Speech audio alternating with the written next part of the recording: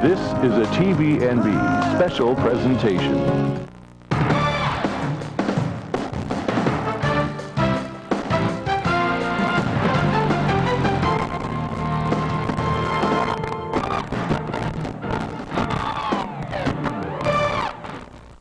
Things around, and that's what they're endeavoring to do with that. It was interesting, the little waiting game that went on after the warm-up here tonight, Aaron. The Flames had Jason McDonald remain on the ice. He was going to stay out there until all of the Phantoms were off. However, Andre Payette and Travis Van Tighem stayed out on the ice for a while. Finally, Payette went off, and then it was a little bit of a waiting game. There were some trash talk out at center ice as the guys skated around their respective sides of the ice surfaces. And then finally, Jason McDonald went off and left the Phantom player, Van Tighem, the last player on the ice at the end of the warm-up. Did you see that? A lot of times, in fact, we had a game that the Flames were involved in not so long ago in Anaheim where they ended up having very close to a fight. There was a lot of pushing and shoving. There were some punches thrown because of that very effort that went on. There were about 4 or 5 players that got involved. Nobody wound up with any penalties, but it is rare in the National Hockey League to have that type of activity. It didn't get to that tonight. However, they were playing some games with the heads of both sides. And what they wanted to do is shoot a puck into the other team's net. And Andre Payette, who hasn't played in this series for Philadelphia, made sure that Jason McDonald wasn't going to get that opportunity. He turned the net around and pushed it up against the west end board so that the back of the net was facing center ice, so there was no chance for the Flames, Jason McDonald, to shoot the puck in. The fans are on their feet here. This is the last time the Flames are going to skate through the Dragon this season. That much is certain. And we know that Tyler Moss is going to lead the way from the west end here for St. John. Bill Stewart going right back with Moss, a decision that I wholeheartedly agree with. Moss has been the go-to guy in this series. He struggled, I thought, on the second goal the other night. He got beat on a shot that hit the post early on, so actually 3 pucks got past him, but Moss is right back in there. And as we've seen throughout the course of the season, when Moss has a bad game, more often than not, he comes back with a good one. And here they come on the ice now, led by Tyler Moss. And he appears to be revved up and ready for this one, as are his teammates as they come out as well. And the Flames need to have Tyler Moss come up with just a brilliant goaltending performance. They have not had a game in this series where the goaltender has really stolen it for them, and you need to have that type of goaltending. You mentioned earlier on in your opening the fact that Neil Little, the goaltender for Philadelphia, didn't play all that well here on Friday night, and the Flames were not able to take advantage of that, giving up too many soft goals of their own and losing 6-4. So you can pretty much be sure that Little is going to bounce back and play solidly tonight, having escaped with one when he wasn't at his best. And of course, Tyler Moss must be at his best tonight for the Flames. It could be a low-scoring hockey game tonight, because I think both these goaltenders are going to be superb. That'll do it for our pregame show from Harbour Station. The starting lineups, the game stretches, and the national anthems are coming up. It's game number 5 in the Calder Cup Final, the Flames and the Phantoms, and it's right here on 93 CFBC.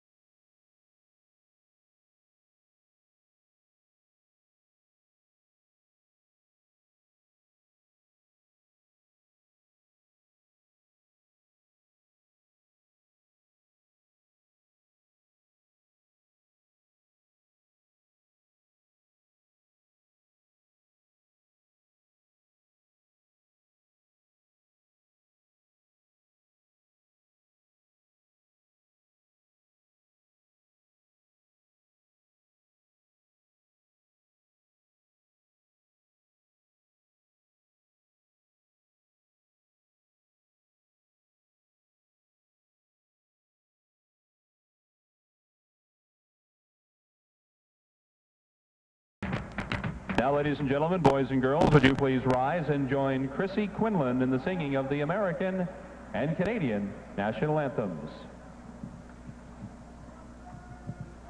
Oh, say, can you see by the dawn's early light what so proudly we've hailed at the twilight's last gleaming, whose broad stripes and bright stars through the perilous fight o'er the ramparts we watched were so gallantly gleaming, and the rocket's red glare, the bombs bursting in air, gave proof through the night that our flag was still there. Oh, say, does that star-spangled banner yet wave o'er the land of the free and the home of the brave?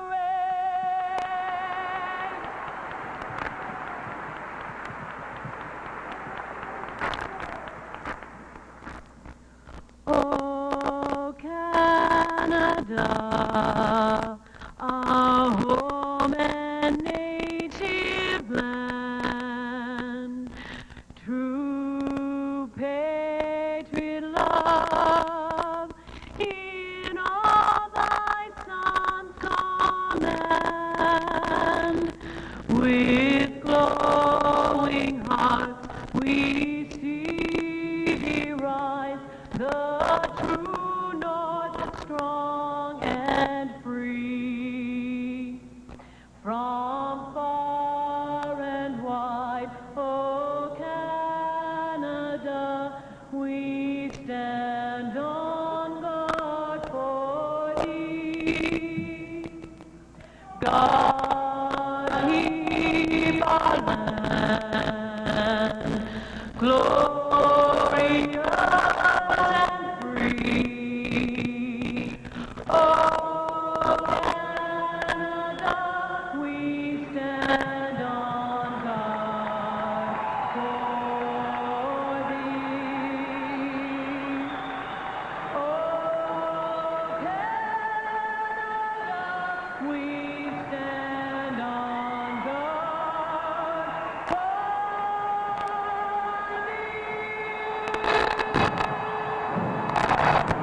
Chrissy Quinlan with the singing of the national anthems, and we are set for game number 5 in the American Hockey League's Calder Cup Final between the St. John Flames and the Philadelphia Phantoms. Hello once again from Harbour Station, along with Peter Marr. I'm Aaron Kennedy as the Flames and the Phantoms get set to do battle.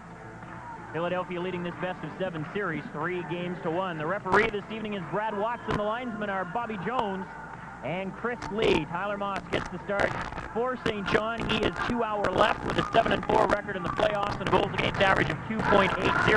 Neil Little, 2-hour right. He has been the goaltender of record for every Philadelphia game in the playoffs. 14 wins, 4 losses, and a 2.30 goals against average. The Phantoms up front will start. Bruce Cole, Sean O'Brien, and Peter White with John Stevens, their captain, and Andy Delmore on defense. Flames reunite Jim Dowd, Ladislav Cohn, and Nat Domicelli.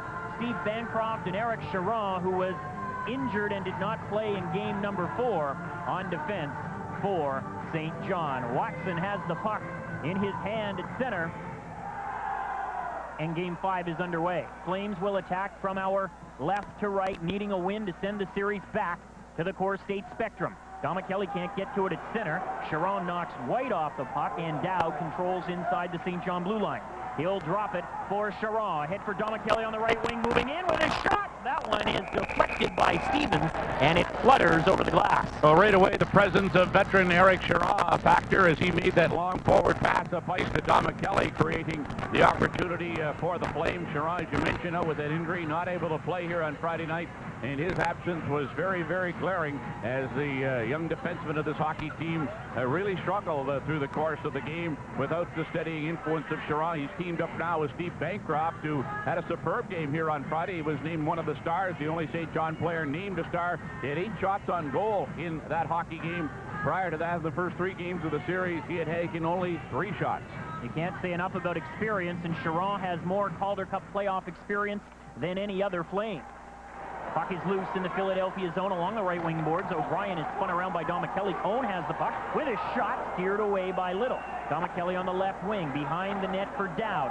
Dowd moving along the left wing boards. Dowd drops it now for Cone. That's played away. Dowd holds in to the side of the net. Dom Kelly from the right corner sends it to the left corner. Charron pinches in from the point. It's held up by Cole. Now Charron able to fire it through the goal mouth. Bancroft from the right point. In behind the net for Dom Kelly. Dom Kelly in front, but the pass was just in front of Dowd, and the Phantoms will skate it to center. Bruce Coles driving it in. Good start for the Flames. They keep the Phantoms hemmed in deep for the first minute of game number 5. There's no score. Here's Marty Murray to the Philadelphia line, dropping it for Bancroft. In behind the net, Murray is after it. He gets it in the left corner for Todd Halushko. Halushko moving in the high slot, plays it off the left wing boards. Murray slaps it behind the net. St. Louis will chase. Lank gets there first. St. Louis battling him. Murray as well. Puck comes loose to the point. Gauthier keeps it in. St. Louis for Murray. Back in front of Luke.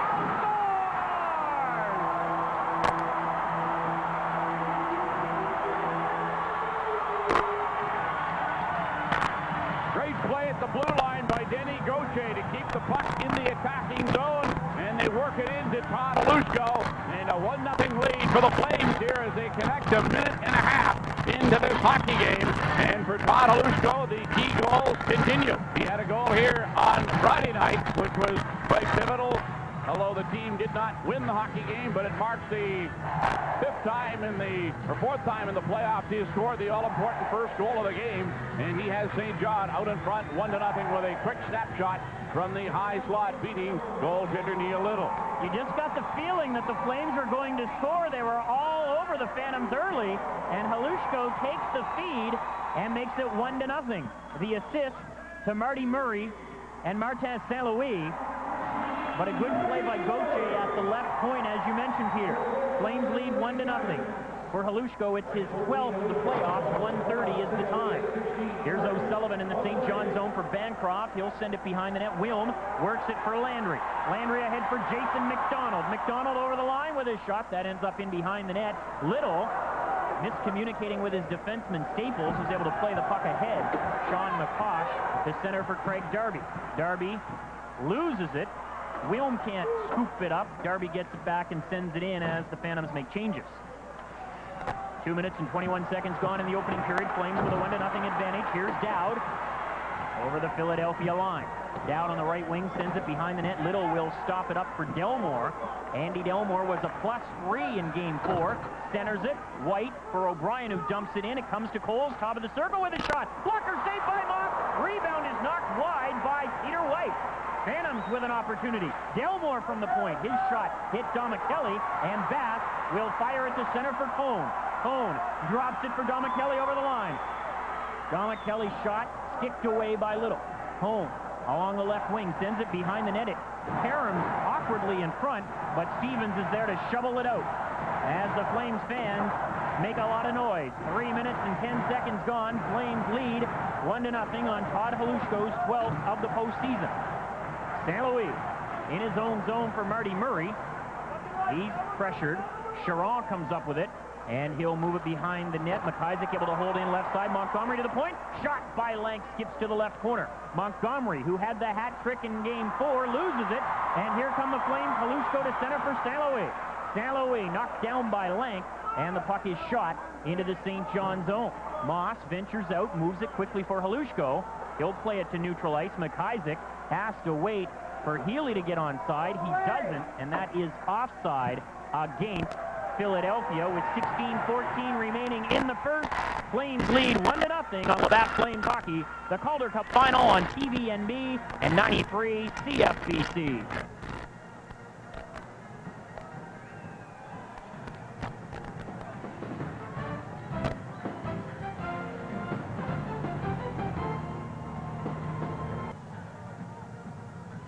Early on, the goal you mentioned by Todd Halushko, and then just after that, the Phantoms got a scoring opportunity. Coles with the chance, but a good blocker save by Tyler Moss. So the goal gives the team confidence, and that save by Moss gives Hibs confidence early on in the hockey game. Two important factors. Face-off in neutral ice just outside the St. John blue line, and the Flames are able to shovel it into the Philadelphia zone. Back after it is Staples on his backhand. He'll move it to center. O'Sullivan gloves it down, plays it for Rocky Thompson. To the Philadelphia line, it's whacked away. O'Sullivan back inside the St. John blue line. On the right wing for Landry. He'll cut inside his defending zone. Play it for O'Sullivan on the left wing. O'Sullivan cross ice. It comes to Landry. He works it into the Philadelphia zone and fires it behind the net. Heward is after it. Brian Wiesenberg gets there first. Wilm jostles with him as Craig Darby digs the puck. Plays it to center. McCosh fires it in, but it's deflected over the glass and deep into the upper bowl here at Harbour Station. And now we get a mix-up. And, of course, you talk about mix-ups. We mentioned earlier on the development that happened in the warm-up just as the end of it earlier on. Also during the warm-up, there was a bit of trash talking and some glaring that went on between goaltender Tyler Moss of the Flames as well as Maniluk of the Phantoms. And we'll watch and see whether that'll carry over into the game. You know, we talked the other night that the emotions haven't seemed to have gotten to a rival feverish pitch over the first 4 games of the series. I think we're getting there. 15:36 remaining in the opening period. Flames out shooting the Phantoms 3-1 and leading the game 1-0. Eric Charon in his own zone, controlling for St. John. He'll fire it to center. Stevens is there with more than 800 games of regular season AHL experience. He takes an icing here as he dumps it in, and the faceoff comes deep in the Philadelphia zone to the right of Neil Little.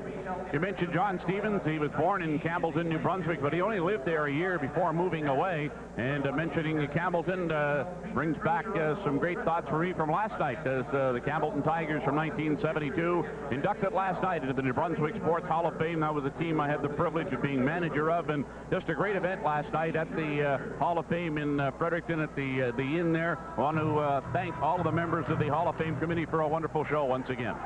Bancroft off the face-off with a shot blocked by Coles. It stays in at the line, and Cohn has it on the right wing. Into the corner. Delmore works it for Stevens. He'll send it behind the net. Charon keeps it alive on the left side. Cohn deep in the corner. For Dowd, he'll drop it for Cohn behind the net. Cohn tries to get away from White. Cohn cycles it now for Dom Kelly. He emerges, plays it back behind the net. Down center. O'Brien is there, and he'll play it out. Coles in neutral ice sends it in. There's going to be a penalty on Dom Kelly for dragging down Sean O'Brien in neutral territory. So the first penalty of the game is assessed to St. John. And not a, particularly glaring penalty, but nonetheless it was a foul committed by Nat Domicelli. And so that will bring the power play on the ice here for Philadelphia. Philadelphia, interesting, one of the reasons why they have played so well away from home in the playoffs with those 9 consecutive wins has been their power play. On the road, they have capitalized 29.8% of the time, just about 30%. At home, it's just 13.7%. So we'll see how they do with the man advantage here, the first power play of the game. Phantoms in this series against St. John haven't been great on the power play, just 4 for 27. Domicelli off for obstruction holding at 5:05. Flames lead 1-0. Phantoms forced back deep in their own zone. They skate it from our right to left. Here's McCosh moving from center ahead for Montgomery over the St. John line. Montgomery got crushed by Gauthier. McCosh sends it in behind the net, and Gauthier hammers him. Now Landry knocks Montgomery down in the corner. Phantoms spilling to the ice all over the place. McIsaac from the right point, trying to backhand it away. It's a strange play. He does manage to keep it in, dumps it to the corner. Montgomery looking in front for Heward, but the pass fails past him and all the way down into the Philadelphia zone. McIsaac getting a little bit too fancy at the St. John blue line, and it ended up in a broken play that allowed the Flames to send the puck away, but here they come back up again. 70 seconds to go in the Philadelphia power play. They'll dump it in. It ends up in the left corner. Darby is there, scored 42 goals in the regular season, a career high. At the side of the net, White tries to stuff it home, but Moss kicks out that right pad and makes the save and covers up. Moss started going the other way, anticipating that White would go behind the net and come out the other side. Instead, he came in on the short side, and then Moss had to regain himself and come back and make the save, which he did, to hold the Phantoms at bay and keep this a 1-0 hockey game. And important that the Flames can kill off this penalty and gain a little bit more momentum. Peter White has 210 points in the last 2 regular seasons in the American Hockey League. He's played all 80 games in each of the last 2 seasons. He's a dangerous man to have cutting in front of the net from that area, and he nearly stuffed it home, but Moss was alert and made the stop. Flames are able to clear here with 50 seconds remaining in the penalty to Domicelli. St. John leads 1-0. Delmore from behind the Philadelphia net steps away from Marty Murray and elects to carry it now through neutral ice to center. He'll shoot it in. Moss stops it behind the net. Chiron drives it off the boards and out. There's the particles of a broken stick in behind the net that held up that puck as it went around, and it kind of created some problems for both sides, but the Flames were able to clear it away. Heward skates to center and fires it in. It curls along the boards, along the right side. Maniluk is bumped by Gauthier, who's really throwing his weight around, and the Flames clear it with just 17 seconds left in the penalty to number 17, Nat Domicelli. White over the St. John line, stripped by Dowd, and Delmore comes up with it inside the Philadelphia blue line. Right wing for Heward. Ahead for McCosh to the St. John line. Coles, though, is offside just as the penalty to Domicelli comes to an end. You mentioned the physical play of Denny Gauthier on the Flame defense. He's leveled several solid hits already in this hockey game, and of course that's a strong suit of his. And the important part there, and Coach Brian Sutter of the Calgary Flames pointing it out to Denny when he was up with the big team earlier on in the season. Those hits are fine, but keep them controlled, do them at the right time so they don't get out of position, and do them without taking a penalty. And Gauthier has been solid in both of those areas so far tonight. And that's why the Calgary Flames took him with their first-round pick, 20th overall in 1995. He's listed at 6'2", 195 pounds, and the Phantoms are feeling the bulk of that frame here early in this one. Now Gauthier gets knocked down in the corner by O'Brien, and now Landry grabs a hold of O'Brien. We get a stoppage because of the injury to the St. John defenseman, and now O'Brien comes over and tries to stick Landry in the back of the leg, and Tyler Moss whacks O'Brien's helmet, which fortunately for O'Brien was no longer on his head but was on the ice. And now Jason McDonald and Cowan sort of chase after O'Brien in the corner. He, of course, was the man that scored the game-winning goal to open this series in double overtime last Saturday night in Philadelphia. Played 36 games this season in Utah of the International Hockey League before joining the Phantoms. And still down on the ice is Denny Gauthier. He was withering in pain for a while and now getting some attention. And not so sure if there wasn't a stick involved in that collision that went on in the corner in the St. John zone. But now Gauthier starting to get up, but very slowly. But after the play, a lot of pushing and shoving going on both sides. But Gauthier, he certainly was hit hard on that last play, and he started to get up and then went back down to his knees and is chatting now with the member of the training staff as well as Eric Landry. And now Gauthier getting up and appears to be all right as he skates with his own power back to the St. John bench. For all intents and purposes, the Flames have 5 defensemen who are going to play regularly tonight. Eric Chiron, of course, is back in the lineup. Gauthier, Bancroft, O'Sullivan, and Bass. Kurtz and Odette, who both dressed and played 4 or 5 minutes each in Game 4, are out of the lineup tonight, so Rocky Thompson might take the odd shift on the back end. Well, Gauthier put his hand up into the area just above his eye to see if there was any blood there. There wasn't any. Now as he's over at the bench, he may have got his bell rung slightly on that last play. And, of course, concussions have become the injury of the year in the professional hockey ranks. And hopefully he hasn't suffered any of that because the St. John Flames can ill afford to lose the services of Denny Gauthier. 12:45 remaining in the first. Right off the draw, Montgomery steered the puck on net, and Moss had to kick out the left leg to make the stop. Now Landry scoops it up in neutral ice over the Philadelphia line, drops it for McDonald, moving in, fired it wide on the glove side. McDonald was a 20-goal scorer with Fredericton a couple of years ago, and he just missed the target. Back the other way, Heward with a bomb, stopped by Moss, as Heward let that one fly from the top of the right circle. Moss makes the save. Landry again to center as things open up for McDonald on the right wing. McDonald mishandles the pass, and Heward will send it the length of the ice for icing as Chiron is back to get it, as McDonald and Heward have words in neutral ice, and now Jeff Staples comes over and gives McDonald a bit of a shove. 12:07 remaining in the opening period. The Flames lead Philadelphia 1-0. Well, you mentioned the fact Jason McDonald played last year in Fredericton.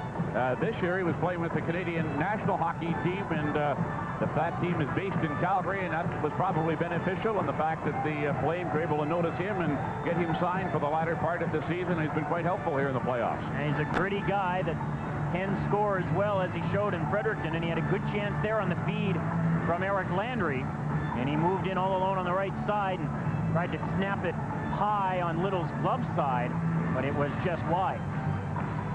And Little has that seemingly slow, deliberate style, which is quite unusual, but he stops the puck. That's a polite way to describe it, I would think, Peter. Here's Coles in his own zone, a poor pass, which will go for icing, as Rocky Thompson, playing defense tonight, skates back and touches up and gets an ovation. Rocky gets an ovation for pretty much everything he does, even if it's just touching the puck for an icing. And, of course, he really gets some applause when he gets involved in the fights, particularly if he gains the upper hand. And it's known that he is an amateur boxer of some note, or at least was in Alberta. But what is unknown perhaps down here, is that he's an outstanding golfer as well. He played on a couple of strong Alberta junior golf teams that competed in national championships going back a few years ago when he was playing golf very regularly in the summer. And as personable a guy as you'll ever meet. We joked about that last weekend in Philadelphia. I said, yeah, you're pretty scary to look at, but overall, you've got a pretty good personality. He says, yeah, I'm a nice guy, no question. Here's Marty Murray at center for St. John. Halushko throws it back into his own zone. There sounded like a slash away from the play, but no call. As St. Louis scoops up the puck now, there will be a penalty as Halushko and O'Brien mix it up, and O'Brien is hanging on to his head, which would lead me to believe that Halushko is going to head off for roughing at 8:23. That happening just inside the St. John blue line, and the Philadelphia player O'Brien appeared to be shaken up, but not seriously now, as he just skates away back to his bench following that incident with Todd Halushko. And Halushko goes to the penalty box rather dejectedly. He's not agree with the penalty assessment on that one after the incident that he had along the boards with O'Brien, as they seem to collide and go against the boards. So another Philadelphia power play as they endeavor to tie this game, as the Flames have the 1-0 lead on the early goal by Todd Halushko. Flames have really come out and thrown their weight around, most notably Denny Gauthier. And from our replay, what Halushko just did to O'Brien appeared to be legal, but referee Brad Watson thought otherwise, so he does indeed head off for roughing at 8:23. And the Flames penalty killers will be Dowd, Combe, Bass, and Gauthier. The power play for the Phantoms: Montgomery, Healy, McCosh, Heward, and McIsaac. And the Flames are able to clear right off the face-off to Moss's left. Little leaves it behind his net for Jamie Heward. Heward, the AHL's outstanding defenseman in the regular season, plays it to center. Healy shoots it in. After it is Montgomery, McCosh as well. Bast, however, knocks it away, but Montgomery keeps up the heat and gets it to Healy in the left corner. Back along the boards for Montgomery, top of the circle for McCosh. Healy creates the screen. Montgomery with the shot from the side of the net, it's wide. Now a shot from the right side. Heward can't get it in front. Montgomery, Healy's shot. Moss got a piece of that one, and it ends up over the glass. Moss coming out to challenge and making that save on the shot from Healy as he let it go from the high slot.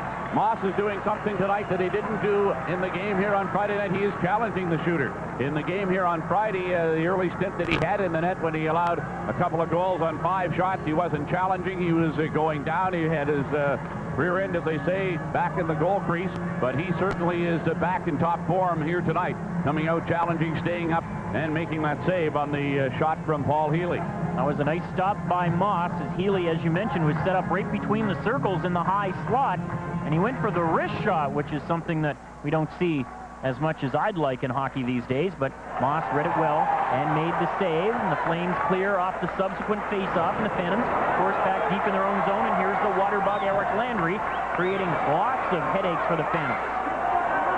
Landry. And the Flames react.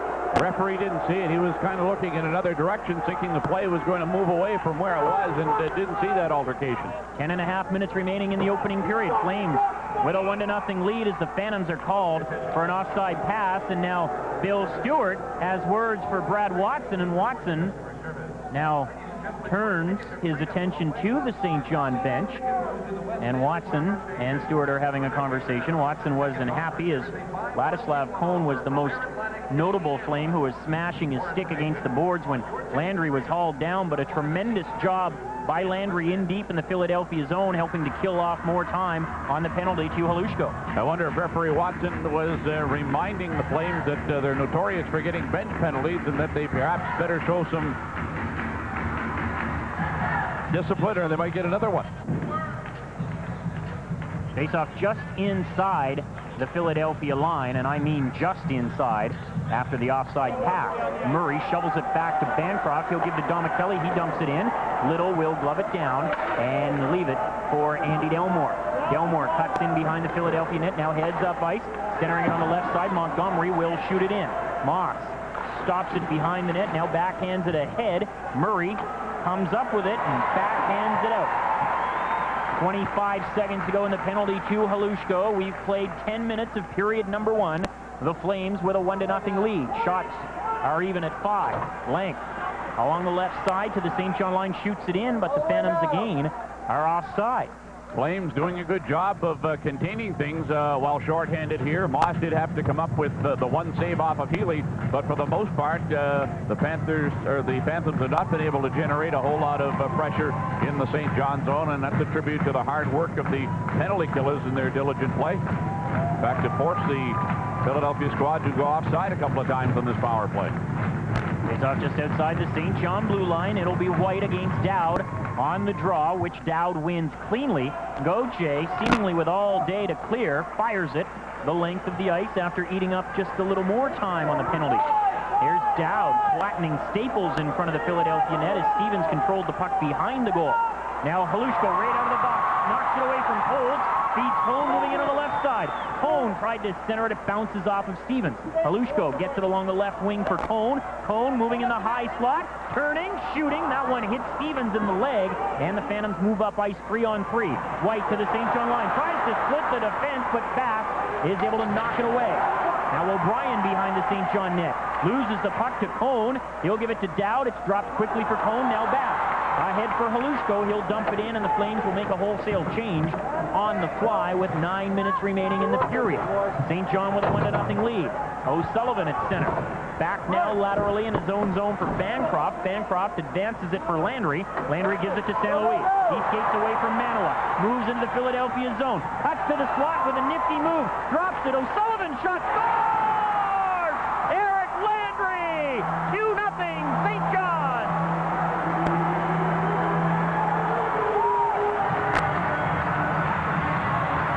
Shot from the blue line was going to go well wide of the net. However, Landry able to redirect it into the net after the shot from the blue line by Chris O'Sullivan. And now a 2-0 lead for the St. John fans. Head on their feet, celebrating that goal. They dropped it back, and the shot by O'Sullivan well wide of the goal. However, a very alert play to deflect that into the goal. And it is a 2-0 lead for St. John. That play by Landry. Oh, it was more than waist high. It was between his waist and his shoulders. It was certainly legal, but the hand-eye coordination that Landry has to knock that one in, Little had absolutely no chance. And for the first time in the Calder Cup Final, the Flames have a 2-goal advantage. It's 2-0. Landry his fourth from O'Sullivan and St. Louis at 11:16. Puck is at the St. John line. Darby throws it to center, and McIsaac will shoot it in. Moss stops it behind the net for Bancroft. 8:12 remaining in the period. And the Flames taking advantage of their opportunities, and as you suggested, that really wasn't an opportunity as the shot was going wide. Now the Flames are called for icing as McIsaac is able to outrace Cowan to the puck deep in the Philadelphia zone. 8:02 remaining in the first. It's the St. John Flames 2, the Philadelphia Phantoms nothing, and this is Labatt Flames Hockey, the Calder Cup Final on TVNB and 93 CFBC.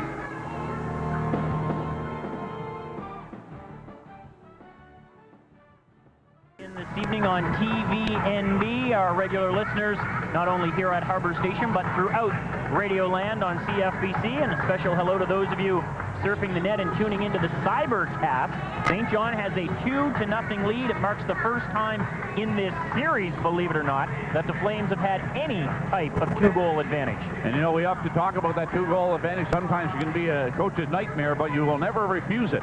And that's what the Flames have now, but there have been occasions when teams with 2-goal leads kind of get a little bit lackadaisical and then wind up into some problems. But more often than not, when you get a 2-goal lead, you end up with ultimate success. Especially when you're facing elimination, which, of course, the Flames are tonight. It's Cone off the draw in his own zone, playing it to Dom Kelly, and he'll drop it for Cone, and he skates over the Philadelphia line on the right wing with a shot. That one is off a leg and into the seats down there in Section S, sending the fans scurrying for safety on that deflection. You know, we often look at Eric Landry and we notice what a buzzsaw type of player he is. I think you mentioned a water bug. You don't really think he has that great hands to put the puck in the net, but he certainly showed that on that second goal for the Flames, redirecting a shot that was going to go well wide of the net by Chris O'Sullivan, and he was able to redirect it to startling goaltender Neil Little, and the puck into the goal, giving the Flames this 2-0 lead. Eric Landry, in his rookie season with Cape Breton a couple of years ago, had 19 goals. Last year in Hamilton, he had 15. This year, his production, 17 goals and 21 assists, and a career high 194 penalty minutes. So he brings a lot to the table. Fans controlling in their own zone, and it's Heward to center, dumping it in. It ends up in the right corner. McDonald bumps Montgomery, and coming up with the puck is Gauthier, and that's the job of McDonald, Landry, and Wilm tonight to shut down Montgomery and Manilow. Flames are offside at the Philadelphia blue line, and not only have Landry, Wilm, and McDonald shut down the Phantoms' top line, they have also scored a goal. Landry with his 4th, Halushko has his 12th, and the Flames have a 2-0 lead. You know, I wonder if earlier today when the players got together, they went to Sergei Varlamov, who, of course, was added to the team at the end of his season in Swift Current. Varlamov was involved in a playoff series earlier this year in the Western Hockey League with Swift Current, where they're up against a team that's within the Flame family, the Calgary Hitmen. Varlamov's Swift Current team led that series 3-1, only to have the Hitmen come back and win 3 consecutive games and capture the series, and that's what the St. John Flames are endeavoring to do in this series against Philadelphia. Phantoms are called for icing as they dump the puck in. Varlamov has played 3 playoff games with St. John, and one would suspect that he'll be in St. John next year, although talking to some people in Calgary, and he might get a long look out of him. Well, he certainly had an outstanding season in the Western Hockey League last year, leading the league in scoring, and of course scoring is something that the big team needs, and if he can go to training camp and have a good camp, he could very well start next year in Calgary. But, you know, when you look at a player like Sergei Varlamov, he may need a little bit of time in the minors, but certainly he's going to get a good long look at the Flame training camp, given the need for scoring on the team. And that's one of the things when we look at this team tonight as they play their final game of the season at Harbour Station. You wonder which players will return next year. We definitely will return in a moment. 7:12 remaining in the period. It's the Flames 2, the Phantoms nothing on Labatt Flames Hockey, the Calder Cup Final on TVNB and 93 CFB. Fairly as proficient in the playoffs when they play at home as compared to the way they play away from home. So if the Flames can come away with a win here tonight, it would enhance their chances of perhaps pulling off a come-from-behind triumph in the series. Yeah, you play 80 games in the American Hockey League during the regular season, 82 in the NHL, and you play for home ice advantage, whereas the Phantoms have shown a road ice advantage thus far. Right off the face-off to Little's right, Marty Murray wins the draw, and instead of going back to the point, he shot it towards the net. Little makes the routine save and smothers it. The shots are now 7-5 in St. John's favor. And coming up during our first intermission, we will chat with Marty Murray. The St. John captain will be my guest. He is tonight's Greenlee Shoe player profile. And as always, that is a presentation of Greenlee Shoe on Bentley Street off Chesley Drive. They have great stuff. We settle in for another face-off to Little's right. Murray against White on the draw. And the Phantoms win it.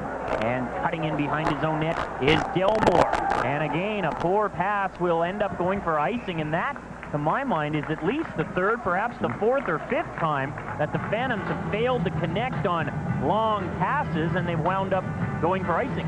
They have failed to connect on long passes. They've been a bit out of sync when they've approached the attacking zone with some offsides called against them. That's a tribute to the superb checking job that the Flames are doing in this hockey game tonight. Aaron, you mentioned a while ago play the regular season to get that home ice advantage in playoff competition. I'm a big proponent that the teams that finish first in their divisions, when they're going up against teams that below them, should have 5 home games in a playoff series that is the best of 7 in duration. Here's St. Louis cutting in front of the Philadelphia net, but it's swatted away. O'Brien to center will dump it into the St. John zone. Moss comes out, leaves it for St. Louis. He has 2 points tonight and now has 6 multiple-point games in the playoffs.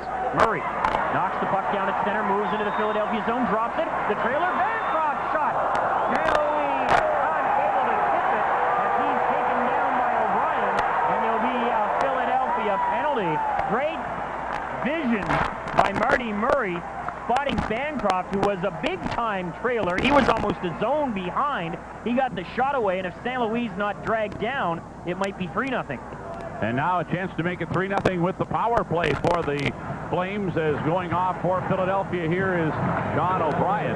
Flames are going to have to do better on their power play. It has not been all that solid in this series, and it's not been all that solid in the playoffs here at home, where they've been successful to 17.5% of the time, as compared to a 30% success ratio on the road. Sometimes at home you're not quite as patient when you're on the power play, because the fans are always telling you to shoot.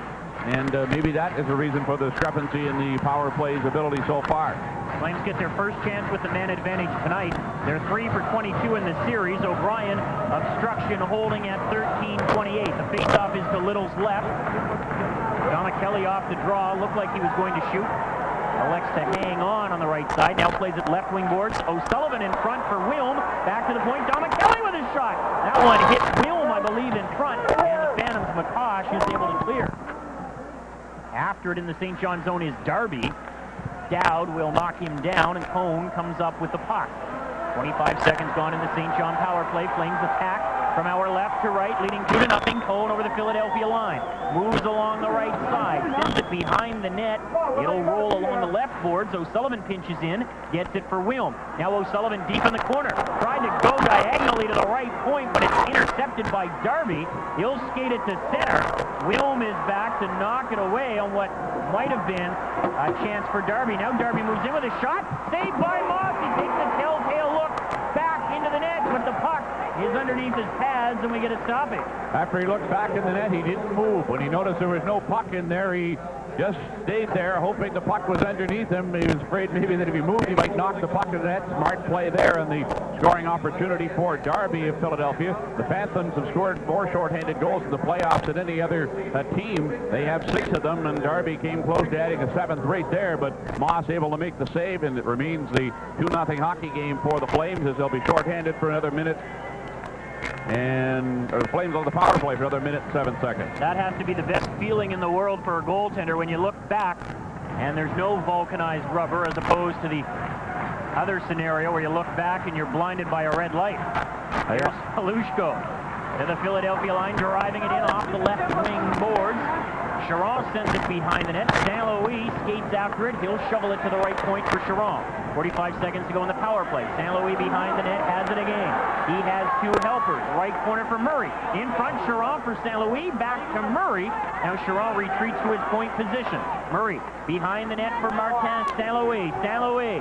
Left side for Halushko. Back to the point. Bancroft in front. St. Louis can accept it cleanly. Now he controls. St. Louis on the right side. Back to the right point. Chiron with a wrist shot. Tip. Save. Rebound. Another save by Little. That that was a tremendous redirection by Halushko. Little with the initial save, and then he denies Marty Murray on the rebound. Well, with Eric Schra back in the lineup tonight for the Flames, not only does it help the team defensively, but also it helps the power play, and he is a big factor out on that last play as he worked it in front. Halushko was able to redirect it, the save, as you mentioned, and then Marty Murray trying to ram the rebound in also was stopped by Little. But again, great pressure by the Flames on the power play here as they endeavor to score their third goal of the night. And Halushko comes in and gives Little a little hack long after the whistle, just for good measure, just to let the Philadelphia goaltender know that he's around. 20 seconds to go in the power play. Flames lead 2-0. Dowd wins the draw. Sharon from the point. Wrist shot, bounces in front, and Little is able to kick it away. He never saw that till the last second. Bancroft, left point, across for Sharon. He turns it over to Peter White. He moves up ice 2-on-2 with Coles. White for Coles with a shot, kicked away by Moss. Sharon, now for Dowd. Dowd heads up ice. Lead pass for Domicelli, deflected into the Philadelphia zone. Team's at full strength. Cone in the left corner. Met by Heward. Puck comes to Dowd. That's slapped away by Heward. He'll play it off the boards to center. Bass is there for St. John, now at the Flame line. Bancroft slides it for Cone. He'll play it left side for Dowd. Dowd ahead for Bancroft, moving in the high slot. Bancroft looking to set it up. Dishes off for Bass. Bass with a shot. That one hit McDonald in front. And the Phantom Coles advances it quickly for McCosk, who's knocked down in neutral ice by Bancroft. Now McDonald to the Philadelphia line. McDonald moving in. Shot right on. Little the save. Jason McDonald with a deceiving little move there at the Philadelphia line and got free and got the shot away. But Little makes the save. Now all of a sudden the Flames, who have outshot the Phantoms in every game in this series, have an 11-7 edge in that department. Jason McDonald turning in a solid opening period here tonight. He didn't have what was one of his better games here on Friday, but then again he had lots of company with the Flames. But certainly he, like everybody else in the team, redeeming themselves tonight as the Flames have played very sound in this first period, and Jason McDonald has been a key contributor. We've got Bialowas and Thompson lining up. And they play the Rocky theme. So you might as well put your popcorn and soda down and get ready, because these two are fighting right now. There is absolutely no question, unless the Flames, sensing that they're up 2-0, they decide not to, but that's the case. They drop the gloves and the sticks, and here they go. Thompson with a left hand, Bialowas hitting him with some rights. Now Thompson stays with the left. Bialowas with some big rights. Now they're in tight on one another. Bialowas sticking with the rights, Rocky sticking with the left, and now they hit the ice, and not really a clear-cut winner in that scrap. And Bill Barber giving Bialowas his first shift at Harbour Station, trying to turn the tide. Of course, the Flames with a 2-0 lead, and Bialowas and Thompson drop the gloves. That'll be coincidental fighting majors. And they had a fight in Philadelphia, didn't they, earlier on in the series, and how did that one turn out? Well, that was the fight where Bialowas caught Rocky with the elbow to the eye. And now Brad Watson is coming over to Bill Barber and pointing at the Philadelphia bench box. Well, I'm sure he's warning him, about such activity, because it was clear that Bialowas was sent out on the ice for only one purpose, and that was to fight, to try and, as you mentioned, try and turn things around in this hockey game with his club down 2-0. Seeing Rocky Thompson out of the ice, he sent his tough guy out as well, and the puck was barely on the ice when the sticks were there and the gloves and the punches were being thrown. Of course, if you read the fine print in the rule book, if you send someone off the bench with the strict intention of starting a fight, that player can be suspended for up to 6 games. And he's also fortunate that he escaped without getting an aggressor penalty there. Phantoms are going to be called for icing here again. Fighting majors to Bialowas and Thompson at 16-12, of course, in their fight in game number 1.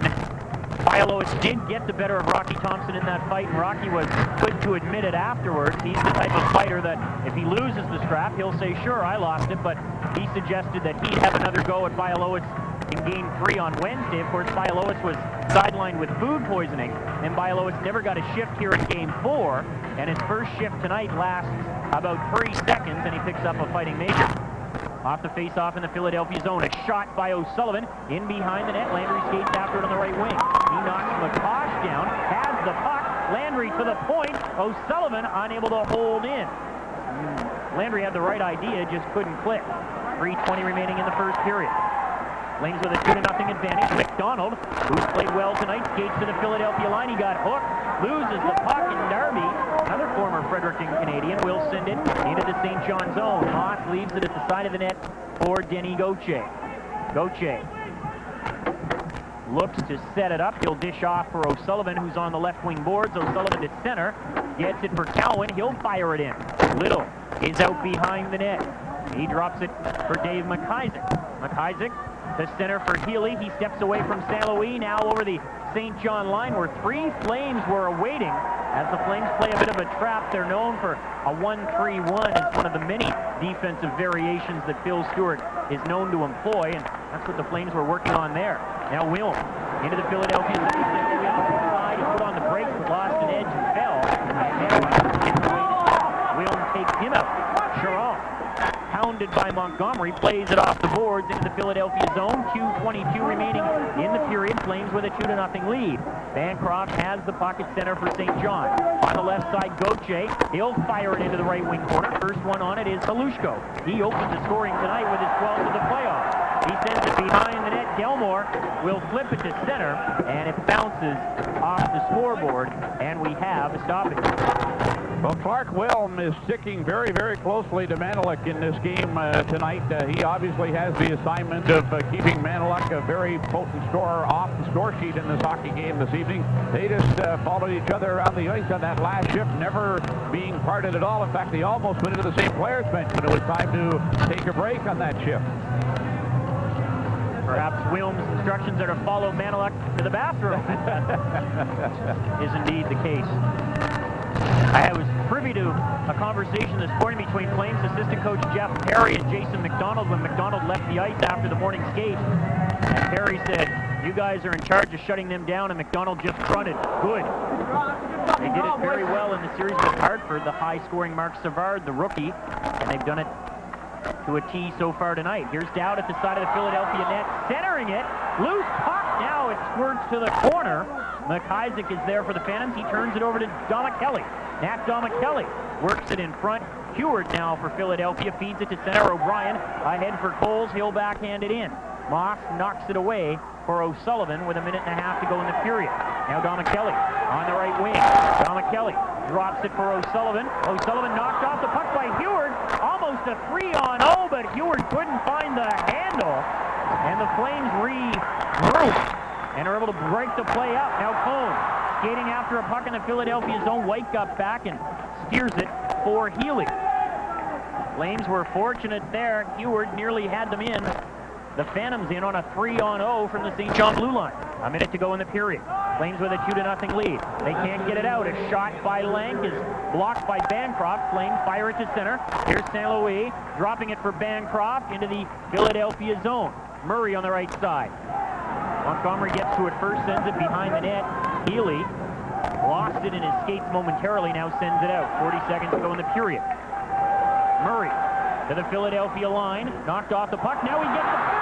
All alone, Marty Murray shot saved by Little. Loose puck. St. Louis can't get to it as it's fired away. And that was St. Louis who chipped the puck away from John Stevens, I believe, sending Marty Murray in all alone, but Little made the stop, and now the Flames are offside. Well, that puck with that play you mentioned looked like it was just going to go out of the offensive zone, and the flow of the play would go up ice. Murray was well inside the Philadelphia blue line, and the puck just popped right to him, and that gave him the breakaway. Coming in tight on Neil Little, and Little coming up with the glove arm to make the save, but that was kind of a broken play, and you never know what's going to happen on some of those, and Marty Murray was in the right place at the right time, but he couldn't put the puck into the net. A great save by Little. It remains 2-0 St. John with 25 seconds remaining in the period. Off the faceoff, Landry wins it back to Charon. Now Wilm at center for Landry. He's over the Philadelphia line, tried to shovel it for McDonald, but he went the wrong way, and Coles skates it to the St. John zone. He turns it over. McDonald with 10 seconds left. Gives it to Landry, back to McDonald. He'll fire it in. It ends up in the left corner. 3 seconds left, and the opening period is going to come to a close. And the St. John Flames get a standing ovation for their 2-0 lead. solid opening period by the Flames, and that is what they needed here tonight, going into the hockey game, trailing 3-1 after a beating here on Friday night when they were beaten 6-4. They needed to have a strong first period. They indeed got it. They came off, scored a goal a minute and 30 seconds in, and then would add another one, and out shooting Philadelphia by a margin of 12-7. They constantly kept the Phantoms off balance with their strong checking. The penalty killers also came up strong when they were on the ice, and a real good period for the Flames. And as the period ends, another discussion over at the St. John bench. Bill Stewart in conversation now with referee Brad Watson again. Flames outshoot the Phantoms 12-7. They outscore them 2-0. The Flames are a perfect 4-0 when leading after 20 minutes of play in these playoffs, and we talked about that off the top. It was critical for St. John to get off to a good start, and I even suggested to lead after 20 minutes simply because the Phantoms have been such a strong first period team. The Phantoms head to the strong first period team up until tonight, but the strong team in the first period here tonight was the Flames by far. Philadelphia could not get anything going of any great opportunity. And now after that discussion at the St. John bench, the referee Watson is going off the ice. I don't know what that was all about, but it was quite a lengthy chat that they had over at the bench between Coach Bill Stewart and referee Brad Watson. But the Flames, as we mentioned, full value in that opening period of play, and that will give them tremendous confidence, and they'll be in a positive frame of mind in the dressing room, while Philadelphia now will try and regroup and come back in the second period of play. But huge that St. John has a 2-0 lead after 20 minutes. A conversation with St. John captain Marty Murray coming up next, and then Dave McGarity will be along with a sports update. Flames 2, Phantoms nothing after 1 at Harbour Station. This is Labatt Flames Hockey, the Calder Cup Final on TVNB and 93 CFBC. No, we don't make any excuses. We never made any all year, so why start now? We feel that we dug a hole early, and we didn't respond to the adversity that was put upon us as far as big game, 2-1 series lead for Philadelphia. Give them full marks for playing a very good road game and showing a lot of character as far as coming out hard in the first 10-15 minutes. We knew it was going to be a tough series.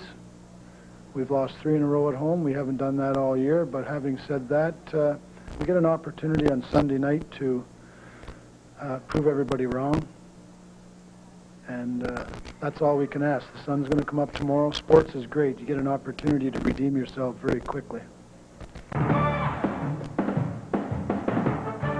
You get into the finals, no team's going to roll over and give you a title, and we can't look at it any differently. We looked at the game 1 of this series. It'll be a hard-fought game. I'm sure it'll be another close one. So nothing's really going to change there.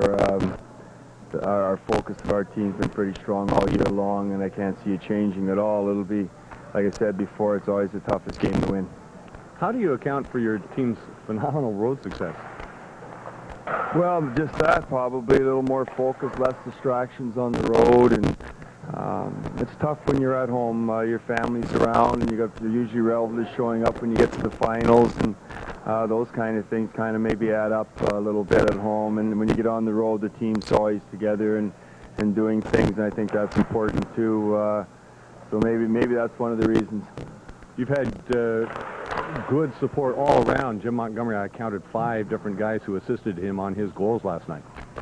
Well, we have pretty good scoring balance. If a certain few individuals get shut down in a game, usually a few other guys pick it up. So we have a pretty balanced team, 3 solid lines, and we go with our 6D and hope for the lucky breaks. And I think last night's game was that. Last night, the Flames didn't seem to be flying as fast as they usually did, and speed is their forte. Did you think they were slower last night? I don't think they were any slower. I thought they had a good attack on us at periods of the game, and I think we've got to compliment our players too. You know, we played pretty well defensively and kept things to the outside. They're a dangerous team, and they're still dangerous. Even if the series is 3-1, like I said, we're going to have to come out and play our best game tomorrow night, and if we want to have a victory. Well, you seem to have done that with that last game, with the Flames priding themselves on defense, and yet 6 goals got by them. Well, our special team work was a factor, I think, in last night's game. Our power play, I think, was 2 for 8, and they were 0 for 6 or 0 for 7 on the power play. So penalty killing and power play become a very big factor in a series, and we've had that all year, all through the playoffs. Each series it's been a key to our success, is making sure that when teams take liberties on us, we're there for the power play. It seems when you go up 2 goals, they'd claw and scratch their way back, and then they seem to get a bit of momentum, and then they'd be hit by penalties. Well, we've given up some leads. I'm hoping that, and from here on in, that we can, hopefully get a good start, and if we do get a lead, not to hurt ourselves. I think in last night's game, we made our own errors that cost goals, and we can't have that.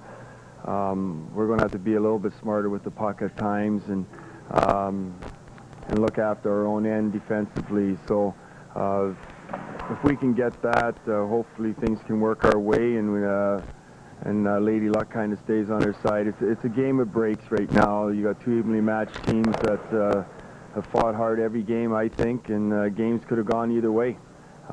Fortunately enough, the breaks have gone our way a little bit more, and we'll keep our fingers crossed it continues.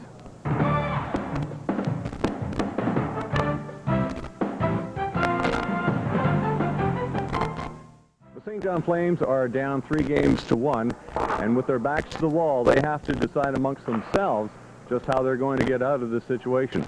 And with that in mind, we talked to Nick Polano, the Director of Player Development and the General Manager of the St. John Flames, and we asked him that question. Well, the toughest the game to win in any series is that 4th game, so we still feel like we're in it all the way, and we have to take the series back to Philadelphia.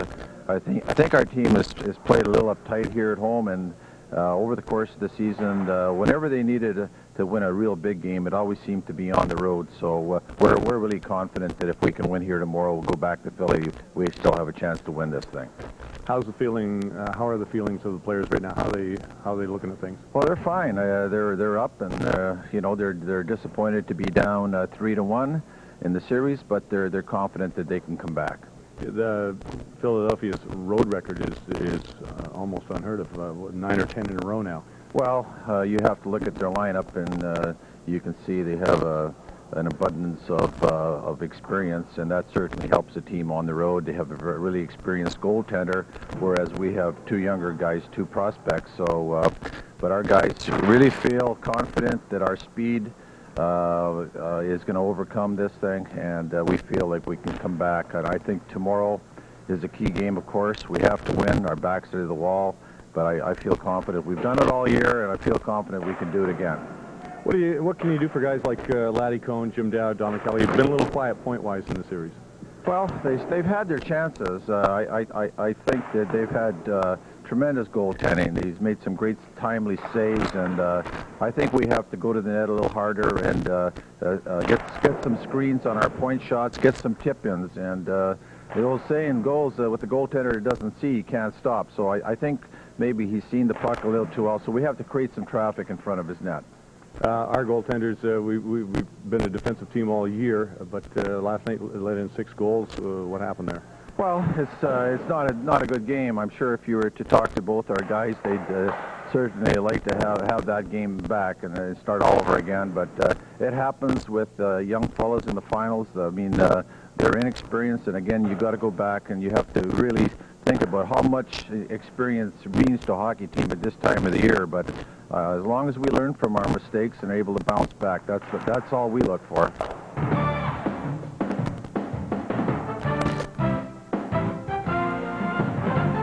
Team go down a couple games, and work so hard all year, and we're sitting up there watching. It's tough, definitely, but you got to keep them going and keep them working hard and stay on the same page. What do you do to sort of cheerlead and get those guys motivated? Well, like during a practice, you got to keep going. Tell them it's a good shot. Keep going. Work hard. Just keep talking throughout the whole game, the practice, and let them know that we care too, just as much as they do. We're up 3-1. We're 1 win away from what we tried to accomplish from when we stepped into training camp in September. you a lot to your teammates. I counted 5 different guys that assisted on your goals tonight. Yeah, I mean, you know, we've got a real intelligent team, veteran team with a lot of players with a lot of hockey sense. And Mike Maniluk and Paul Healy make life easy for me playing with them. And then on the power play, we have great offensive defense, and we have Sean McCosh setting me up for open netters all the time. The fact that they almost came back twice, at least, you know, it wasn't an easy game that way. No, St. John, they're warriors. They keep competing. They keep coming after us. And we knew it was going to be that way because they were that way the whole series. And I wish they'd make it a little bit easier on us and just folded the tent. That's what we wanted. But they make us fight and scratch for everything we got, and they're making us earn it. Up 3-1, no change in the game plan? No, we're just going to try and keep it simple and keep getting it deep. And hopefully we'll get a couple more goals and get up on them on Sunday. The Calder Cup Finals between the St. John Flames and the Philadelphia Phantoms.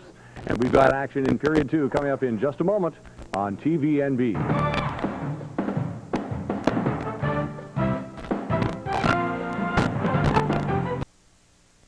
Business. They have indeed. That was a superb opening period on the part of the Flames, and the key now will be to keep it up, continue to keep the Phantoms off balance as they did in that first period. But I'm sure Bill Barber getting his club revved up for the second period, trying to find ways to pick holes in that and get his team back on target. They did not have a very good opening period of play, the Phantoms, thanks to the hard and diligent play of the St. John Flames. And they go to the second period here. Tyler Moss coming on after playing a strong first period. Very important that he have a good start to this hockey game after the tough start that he had here a couple of nights ago. And Moss certainly did have the good start to the game this evening, and looking now to continue on as he goes to the other end of the rink for period 2. It was interesting yesterday talking to some St. John Flames fans, and of course they were saying, well, if the Flames can win on Sunday night and send the series back to Philadelphia, who knows what might happen. And one particular fan recalled 2 years ago when the St. John Flames came back from Portland, leading the Pirates 3-2 in the Eastern Conference Final. Similar setup, 2 games in St. John, 3 in Portland, and then the final 2 in St. John, and the Flames came home needing just 1 win and 2 home games to advance to the Calder Cup Final.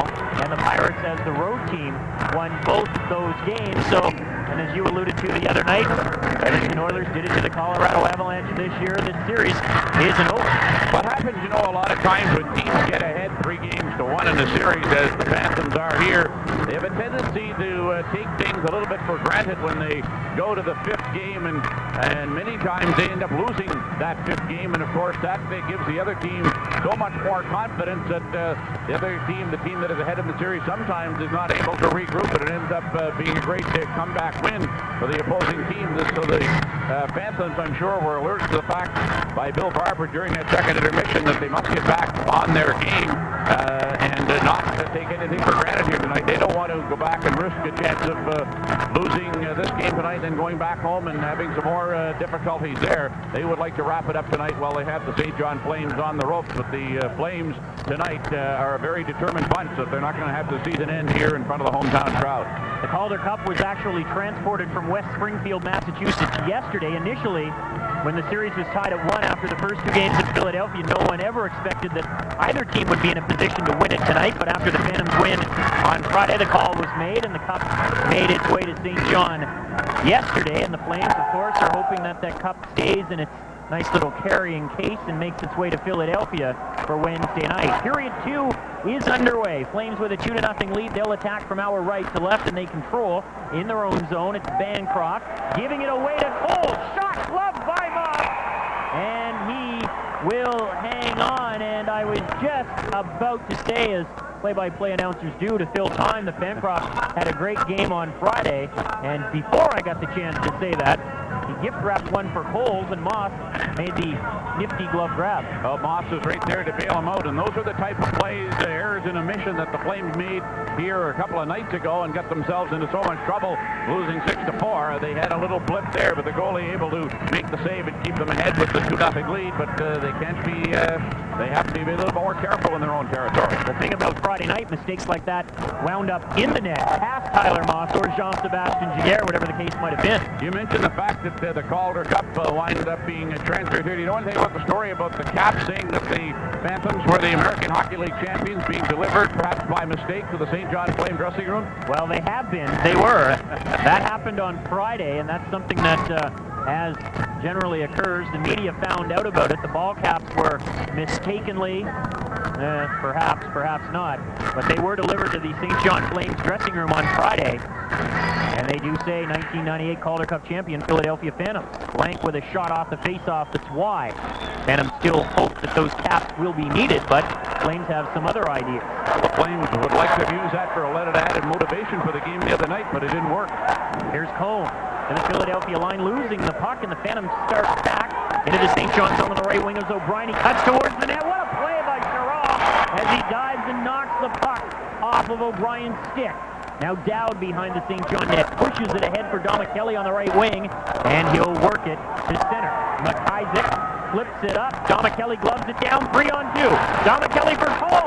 Cole shot wide on the glove side. Good play by Domicelli, gloving that one down in neutral ice to make that opportunity happen. Now the other way, Darby with his shot. That one just missed. Bancroft takes his man Wiesenberg out of the play as the Flames start back. St. Louis with a shot. It bounces off of Stevens and things opening up. Here's Wiesenberg to the St. John line. His shot flutters in behind the net. Gauthier plays it ahead, and the Flames will charge the other way. 3 against 2, led by Halushko. For Murray, shot. Halushko in behind the net.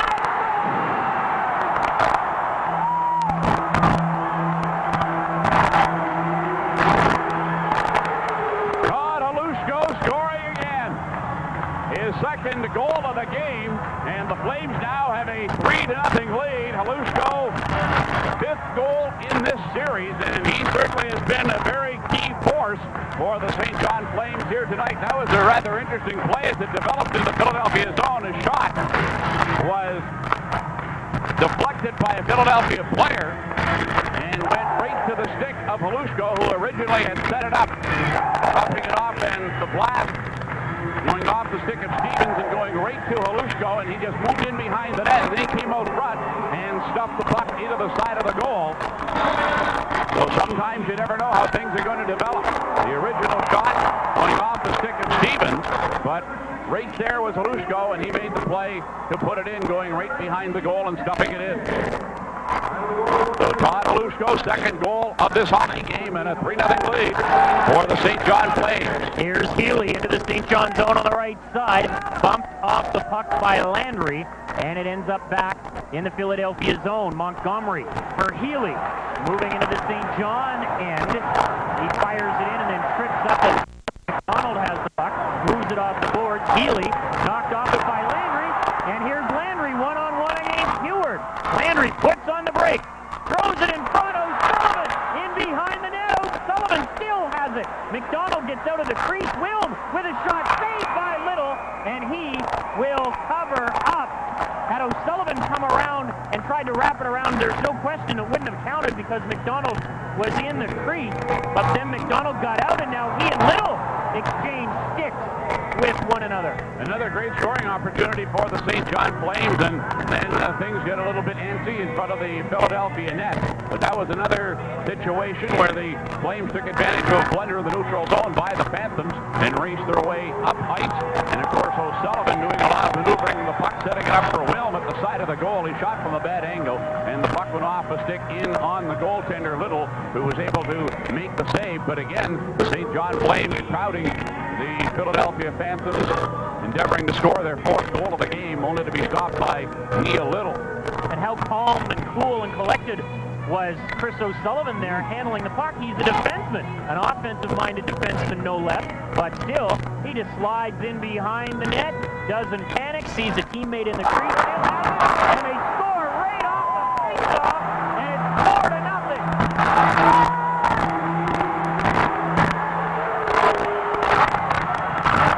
4-0 lead for the Flames here, 2 minutes and 23 seconds into the second period. A huge celebration here at Harbour Station on the goal right off the face-off in the Philadelphia zone.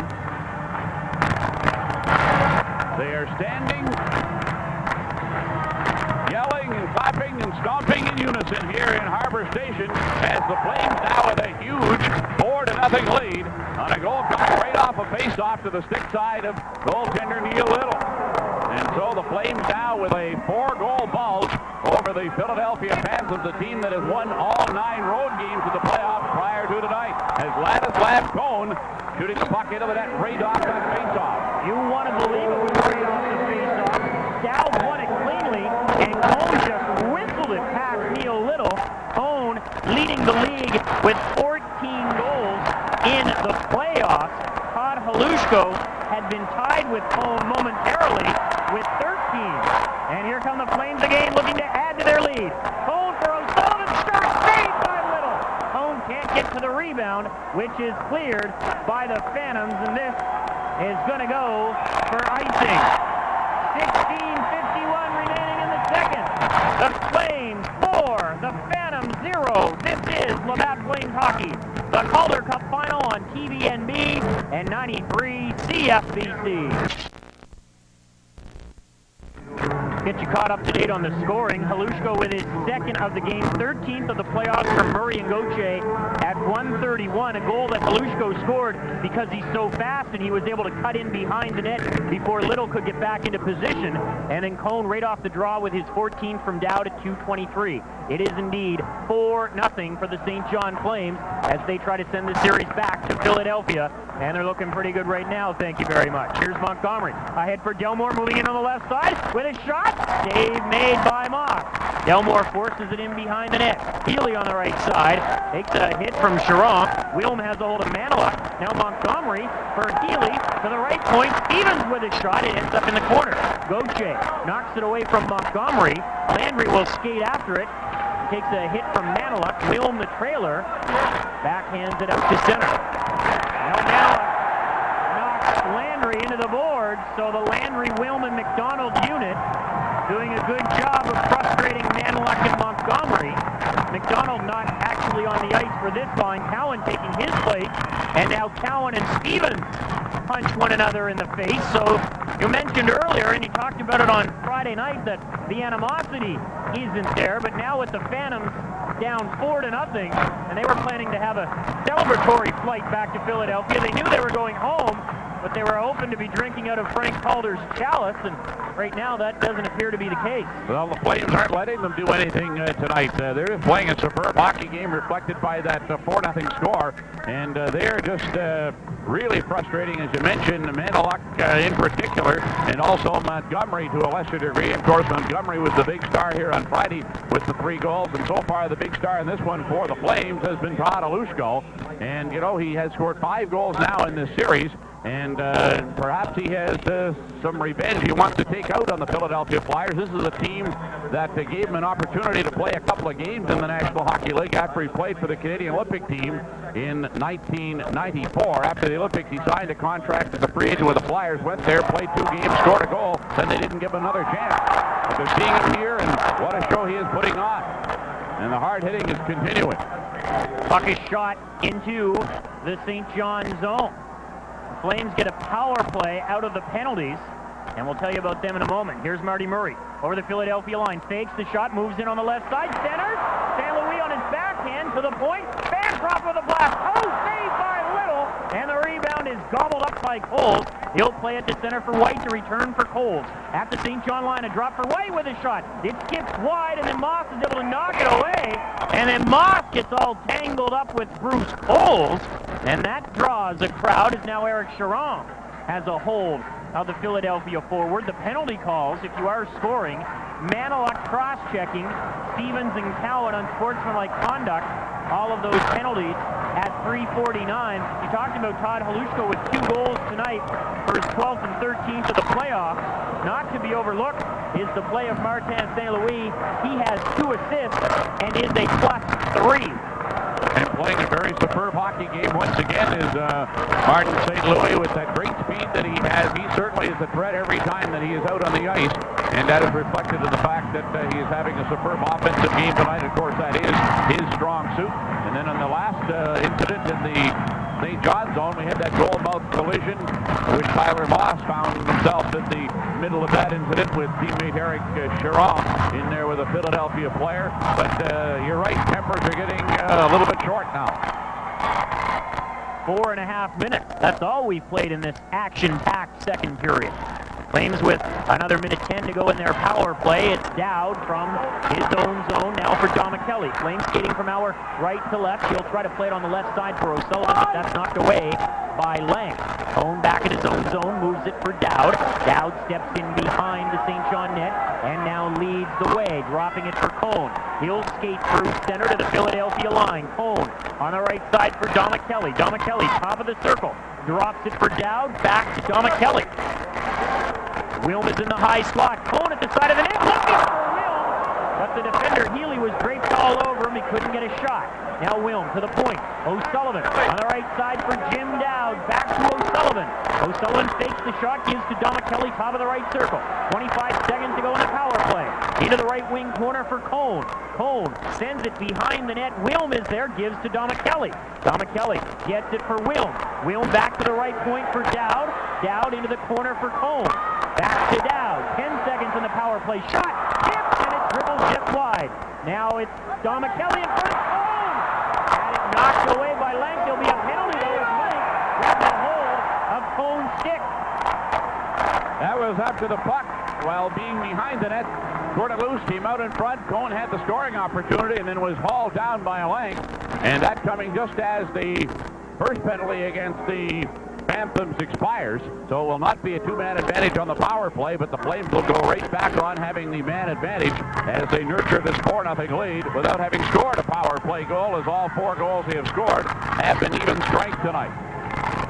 But Ladislav Cone, while getting a scoring opportunity and having been stopped by Little and then trying to get to a loose puck, was hauled down by Lang, bringing on the penalty here.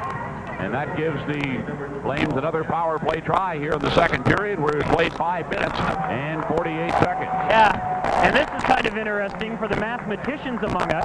The penalties to Maniluk, Stevens, and Cowan were assessed at 3:49, and now Lang gets holding the stick at 5:48, but because the 2-minute penalty time runs on its own and it does not go in sync with the time clock, the penalty is actually over 1 second early. At 3:49, it's now 5:48. There should still be a second left of the penalty. Exactly, yeah. That's an interesting oddity. That had me scrambling up here to make sure I had the initial penalty time correct. So the Flames just got robbed of a second on a 5-on-3 power play. Better get someone to check the clock.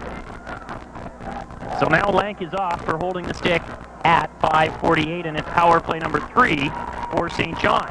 And it's St. Louis winding his way through center, giving it to Murray. He'll fire it in. Halushko, who has 2, chases after it. Bancroft holds in left side. Now the Phantoms with a chance to clear, and they do. Chiron back at his own line, plays it in, but offside is St. John. 1:32 to go in the penalty to length. 13:44 remaining in period number 2. It's St. John leading 4-0. And this St. John Flames broadcast on CFBC Radio is a presentation of Deluxe French Fries with 5 locations in St. John to serve you. Folks at Deluxe French Fries hope you're enjoying tonight's action from Harbour Station. Face off just outside the St. John blue line. Murray, Halushko, St. Louis, Dowd, and O'Sullivan. The power play unit, the penalty-killing quartet, is McCosh, Darby, Stevens, and McIsaac. Dowd has the puck. Backtracks in his own zone, sends it behind the net for O'Sullivan. O'Sullivan works it now for Marty Murray. He'll drop it for Dowd. Dowd on the right wing. Out to center. Darby has it now for Philadelphia. He's at his own blue line, and he'll flip it ahead into the St. John zone. O'Sullivan controls behind the St. John net. Now for Dowd. Dowd makes his way through center on the right side. Over the Philadelphia line, he'll shovel it behind the net. St. Louis is after it. Stevens gets there first. St. Louis nearly caused a turnover, but Stevens, the veteran, dumps it to center. O'Sullivan on the right side for Dowd. Dowd ahead for Kelly, moving in with a shot. Little got a piece of that one with the glove, and it ends up in the corner. Now Kelly throws it in front. Cone is after it. He plays it ahead. Now Stevens will clear with 35 seconds to go in the St. John power play. McIsaac, as the puck is back in the Philadelphia zone, he'll drive it out.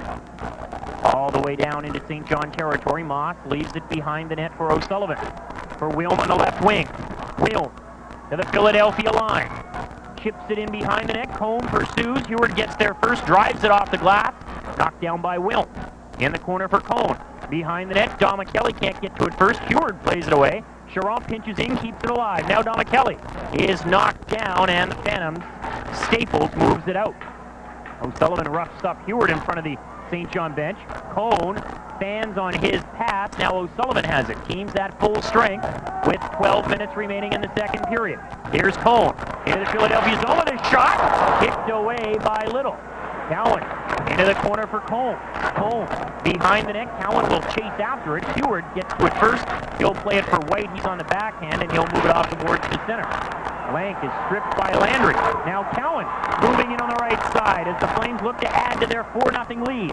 McDonald in the left wing corner for Landry. He's bumped by Heward. McDonald tries to jam that puck out of there. Finally, Landry has it to the point. Ryan Bass, wrist shot.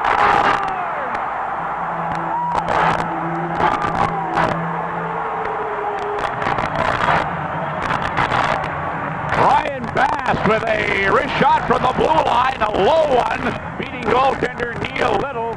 Little really didn't have much chance on it. There was a huge crowd in front of him as both the Flames and the Panthers were jockeying in front of the goal when Bass released the shot from the blue line, and now a 5-0 lead for the Flames over the Phantoms. This is the most goals that the Phantoms have allowed in a playoff game on the road in this playoff year. They had allowed 17 in total in the previous 9 games they had played on the road prior to tonight.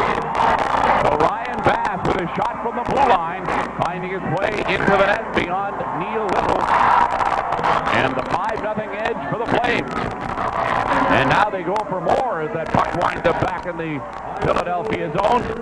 But it is an icing call, but certainly a lot of pressure being shown by the Flames here tonight. They have a 5-0 lead. They are out shooting the Phantoms 20-9. It's just a superb effort by the Flames here tonight as they try to stave off elimination. And that sound you hear is the printing press in Philadelphia as they start rolling off those Game 6 tickets. 11:22 remaining in the second.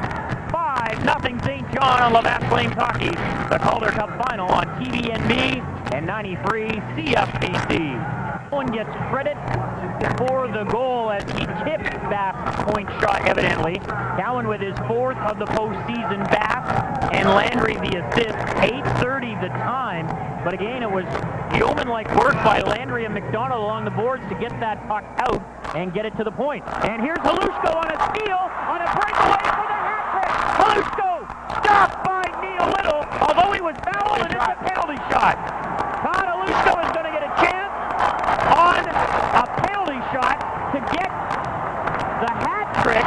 And I must admit I'm surprised because generally, if a player gets a shot away on a breakaway, a penalty shot is not usually called, and Halushko did indeed get a shot away, and Little made the save. He was being impeded, certainly, but you're right, he did get the shot on goal. And it was flashed in the legs by Stevens just as he let fire, but did get the shot away. Little made the save, but they do call the penalty shot. You're right, normally when you get the shot on net, they don't call the penalty shot, just a minor penalty, but indeed they do call for the penalty shot here for Todd Halushko as he will try and score his 3rd goal of the game and give the Flames their 6th goal of the night. He's already had 1 penalty shot in this year's playoffs. And that, of course, coming up back on April the 23rd in the series against the St. John's Maple Leafs. That coming in the 1st period. Halushko did not score on that attempt against Marcel Cousineau. We'll see what he does here as he gets the penalty shot chance against Neil Little. But Halushko created that play by blocking the shot at his own blue line, and that great speed of his, he just raced ahead. Stevens hustling back, had to give him a chop to the ankle just as Halushko was letting the shot go, and here's the penalty shot. The 4th of the playoffs. Halushko from our right to left, moving in against Little, and I think he just fired that one wide. Nevertheless, it's 5-0. You're right, he never didn't come close to getting that shot on the net, and he skated away dejectedly after. upset that he didn't get a better scoring chance after being awarded that penalty shot. So now he's 0 for 2 in penalty shots in the playoff. I have to talk to Todd about that. Marcel Kuzno is probably nodding somewhere if he's tuning in on the Cybercast here, but Halushko just drifted that one wide. And in a 5-0 game, you can probably joke with Todd after the game and say, you know, you didn't even scare the net on that penalty shot. But to get back to Watson making the call, perhaps because it is a 5-0 game, that he's more apt to call the penalty shot. Stevens certainly did foul Halushko, but he got a shot away on the breakaway. It's a 1-goal game, maybe he doesn't make the call. Nevertheless, it is 5 love for St. John as Halushko is foiled by shooting it wide. Landry backhands it in behind the net. Cowan is there. Landry is hurt away from the play. And now as the Phantoms gain possession, play is slowing down. The puck was deep in the Philadelphia zone, and Landry is laying flat on his face, almost at center ice.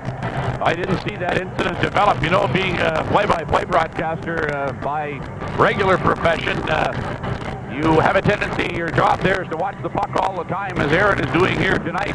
And the fact that I'm doing color commentary tonight, sometimes as a habit, you watch the puck all the time. You don't see some of the things that happen away from the play, which, of course, good color commentators normally can see some of the things that go on away from the puck action, but didn't see what happened on that play at center ice, but Landry remains down on the ice.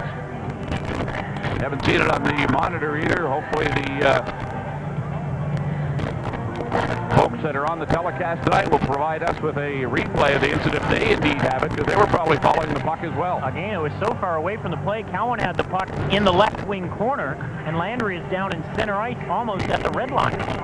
11 minutes even remaining in just the second period. It's been all St. John. It's 5-0. In the second period, the Flames are out shooting the Phantoms 9-2, and they have 3 unanswered goals. 7 goals is the most that the Flames have scored in a single playoff game this year. They've done that on 2 occasions, and they will threaten to get to that number again tonight with the 5-0 lead.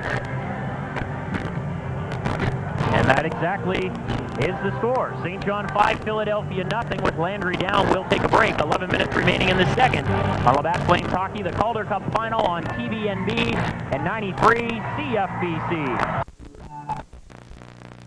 Double minor penalty is set against Jim Montgomery, the Game 4 hero with a hat trick. Montgomery has 3 hat tricks in the playoffs. He also has a 5-point game in their conference championship against Albany. He was the MVP of the NCAA Final Four tournament as a member of the national champion Maine Black Bears in 1993.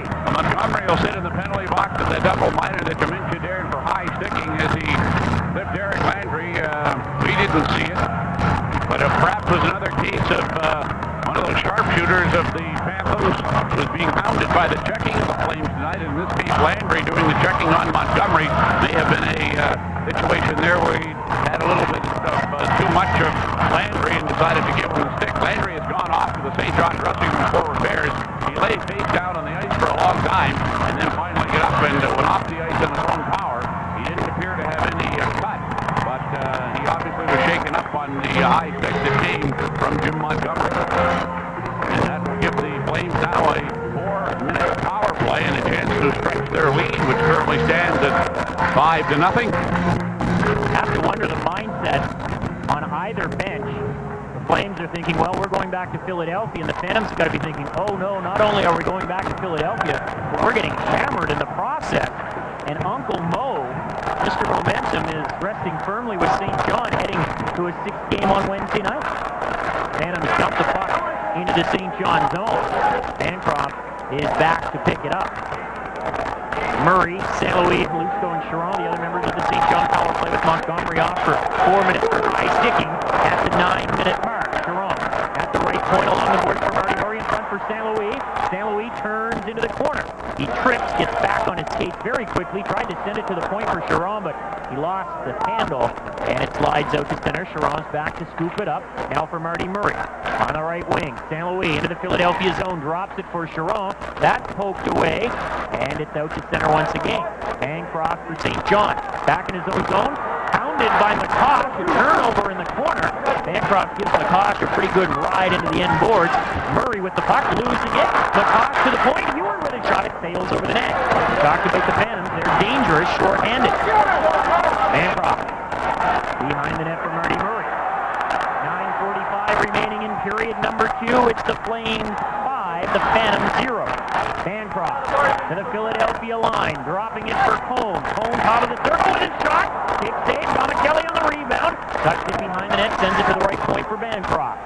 He'll give it to Kelly, top of the right circle. Kelly winds up, shot, knocked down in front by Stevens, and the Philadelphia captain is able to clear. 2:15 remaining in the 4-minute penalty.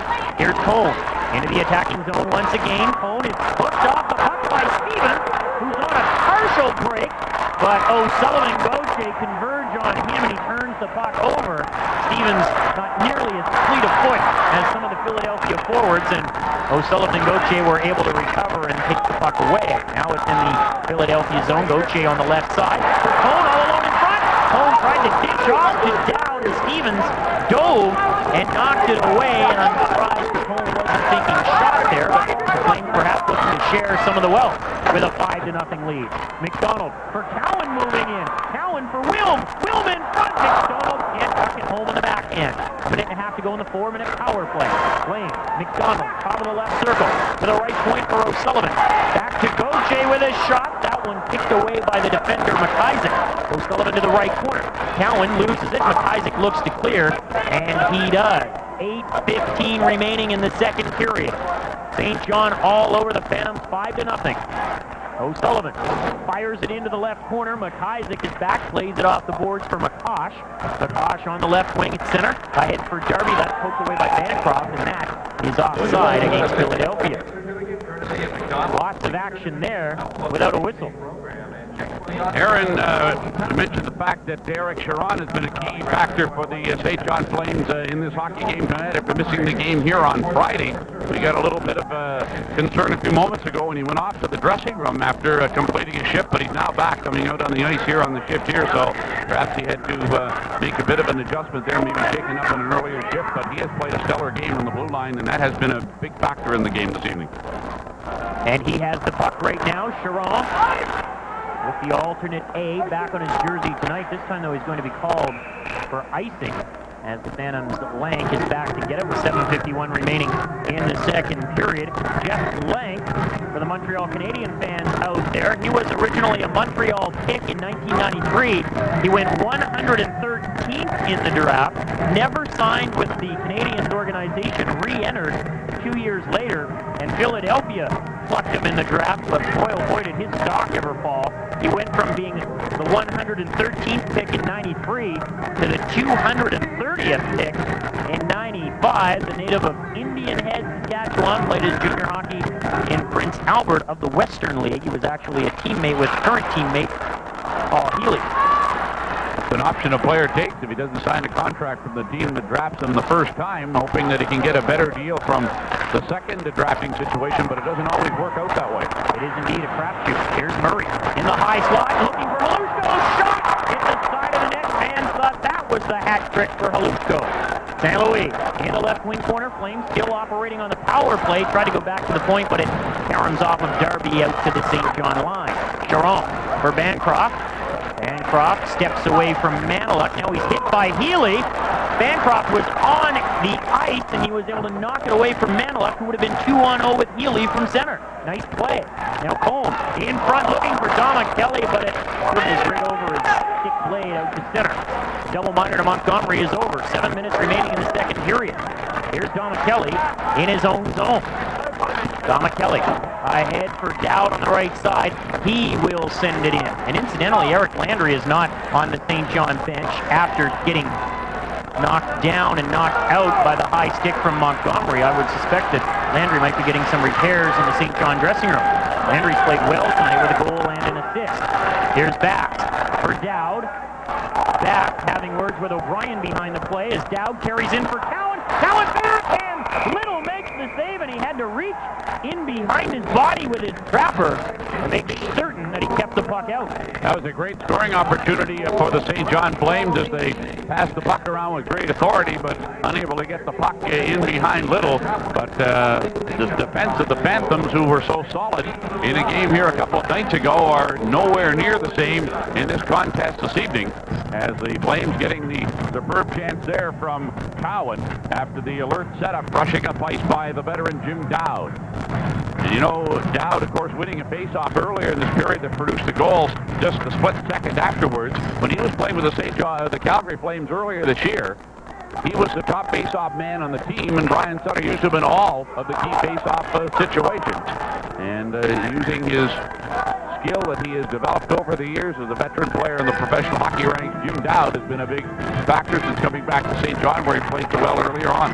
And you got to love a guy like Jeff Cowan. In the regular season, he had 15 goals. 7 of them were game winners, as those of you on TVMB see him crashing the net there on Neil Little. I had a conversation with Cowan during the series in Hartford when he wasn't playing, and the team was winning, and Bill Stewart and Jeff Perry were staying with the winning lineup. They weren't making any changes whatsoever.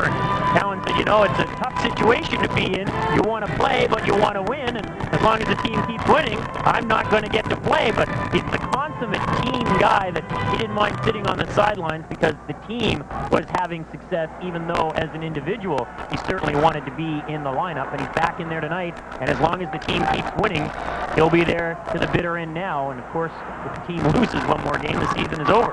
Here's Cowan again, moving in on the right side, tried to send it in front for McDonald, and now Wilm has it on the left side. Wilm looking in front for Cowan, but the Phantoms come up with it. Cowan playing here with McDonald and Wilm, with Landry in the dressing room for repairs after getting knocked down with a high stick earlier by Montgomery.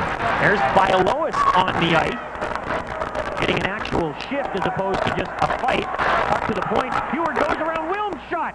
Moss made the save. The puck is in behind the net. Cowan bumped there by McCosh. McCosh comes up with it as the Phantoms get some pressure. They're first of the period. McCosh.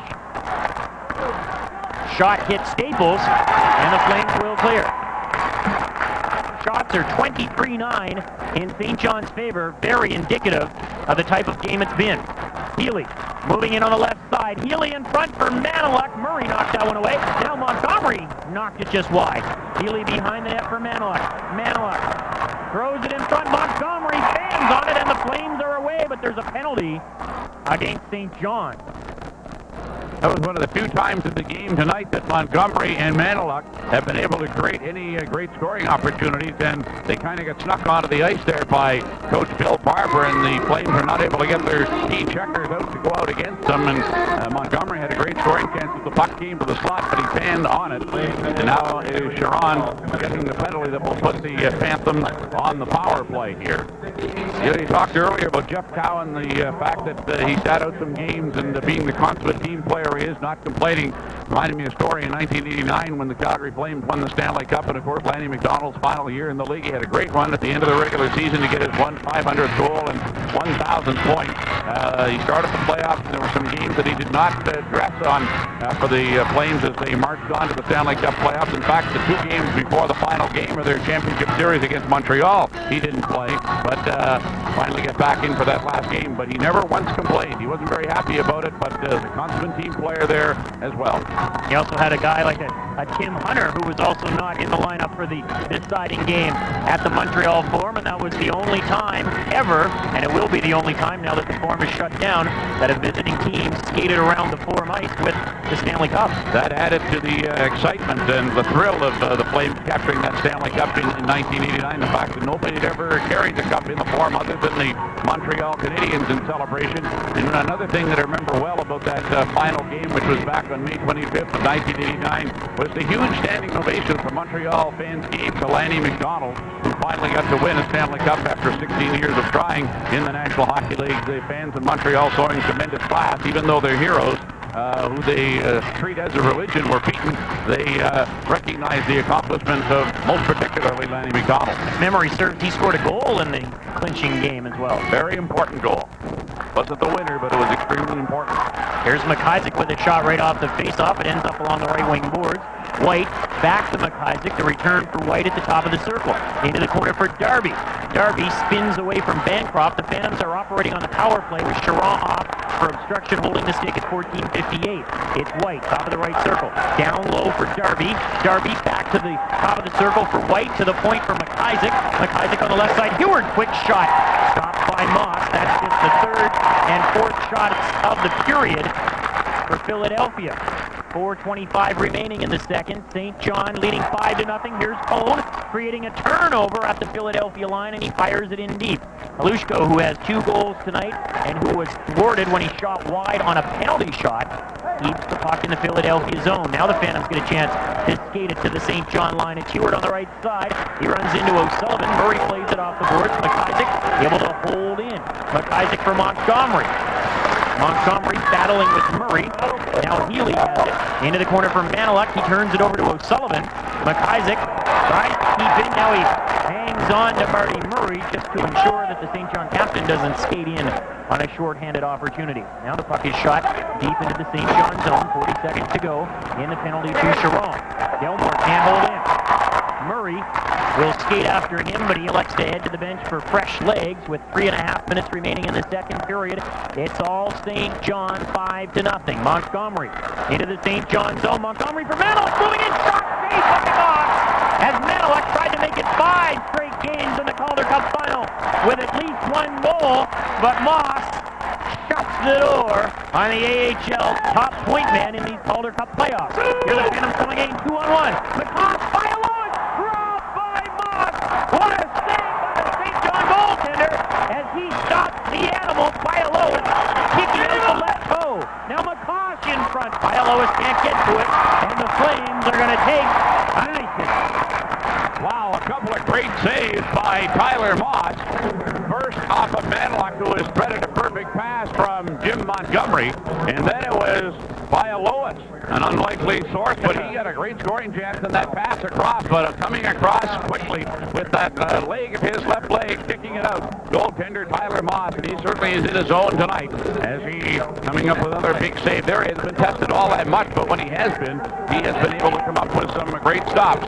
And stopping Maniluk, who came in on that break after the setup from Montgomery, and then the Flames moving the puck forward, but it again created another scoring opportunity for the Phantoms, and Bialowas getting that chance. And that was just a great save by Moss, kicking out his leg to stop it. Bill Stewart had been suggesting in this series that if the Flames goaltender makes 30 saves, the Flames are going to be in a very good position to win the game. Throughout the regular season, it was generally stop 25 pucks and the Flames will have a chance to win. But tonight, I don't think Moss is going to face 30 shots. He's only had to make 13 saves, maybe 14 as he scoops that one up, although it was appeared to be going wide. But the shots are 23-13 in St. John's favor. But of the saves that Moss has had to make, he's had to make some tough ones. That save on Maniluk, who has a 4-game goal scoring streak in this series, was terrific. And then Bialowas, although he only scored 5 goals in the regular season and has nary a tally in the Calder Cup playoffs, that was a great stop as well. So Moss has to be feeling good about himself looking ahead to Game 6 on Wednesday. And I think it's safe to look ahead to Game 6 on Wednesday, with a St. John lead at 5 goals to none. Halushko is tripped up by Stevens at the St. John line. Halushko shaking his head in disgust. He'll head off, and Domichelli is out there now. 2.5 minutes remaining in the second period. Craig Darby to center for White. Back for Darby on the right side. Chiron falls, knocking the puck away from him. Darby has it at the side of the net. Darby with a backhand, blocked by Chiron. Bancroft kicks the puck ahead to Cone. He'll break up ice 2-on-2 with Domichelli. Domichelli accepts the pass to the Philadelphia line. Tried to play it for Dowd. He runs into Stevens, and the Philadelphia captain plays the puck to center. Dowd is there, ahead for Domichelli, dumps it in, a knuckler. Little got his body in front of that one, and he gets cheered by the St. John fans. Maniluk hit by St. Louis at the Philadelphia line. Maniluk ahead for Montgomery. Montgomery skates in on the left side, puts on the brakes, dishes off for Lank, moving in. Lank loses it. Halushko ahead for St. Louis. He'll drop it for Halushko. He'll fire it in. Another knuckler from center. And the fans are all over Neil Little once again as he steers that one aside. Now Murray to the point fast, sneaking in with a shot. Little to go, save, and again the fans let him have it as he hangs on with 90 seconds remaining in the second period. Coming up during our second intermission, we'll get a sports update from Dave McGarity. We'll also be joined by the managing director of the St. John Flames, Gord Thorne. That's coming up during our second intermission. Years of sarcasm, I call those, when the home team cheers at the goaltender after making a save that Little made a few moments ago, and every time the puck seems to come near him now, they're giving him a little bit of a cheer. Of course, he's not had one of his better games, so that means that my prediction at the start of the game was only half right. I said both goaltenders would be real solid this evening. It would probably be a low-scoring game. Tyler Moss has held up his end of the bargain well, but Little hasn't at the other end, but the Flames really have blitzed him hard tonight. And the only downside, I think, for St. John, as this series will more than likely head to Philadelphia, is that they have a couple of days. They don't get to go right back at them tomorrow or Tuesday with all the momentum firmly on their side. Moss was called upon to make another stop as the Phantoms get their 14th shot of the game. Flames controlling in their own zone. O'Sullivan plays it to the line, but it is out, and as Staples brings it back in, it's offside. 63 seconds remaining in period number 2. It's 5-0 St. John, and after the game, if you're out celebrating the St. John victory, and we assume that it will be a St. John victory, don't forget to give the folks at Diamond Taxi a call.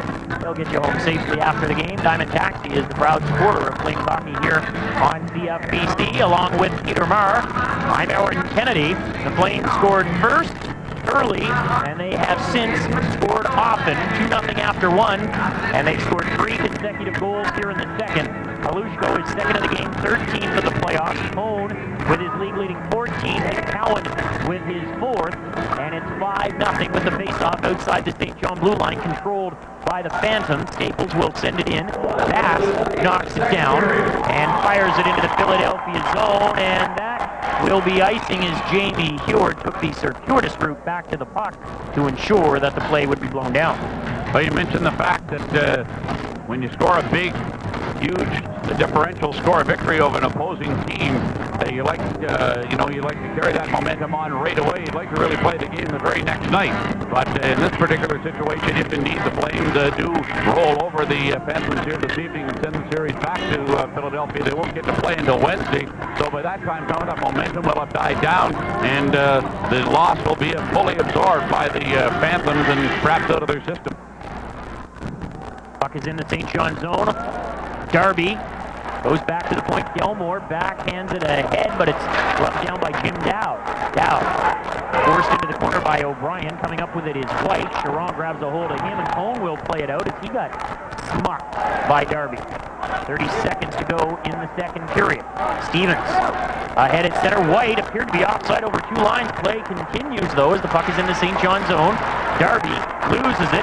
Tom Kelly is able to shovel it to center.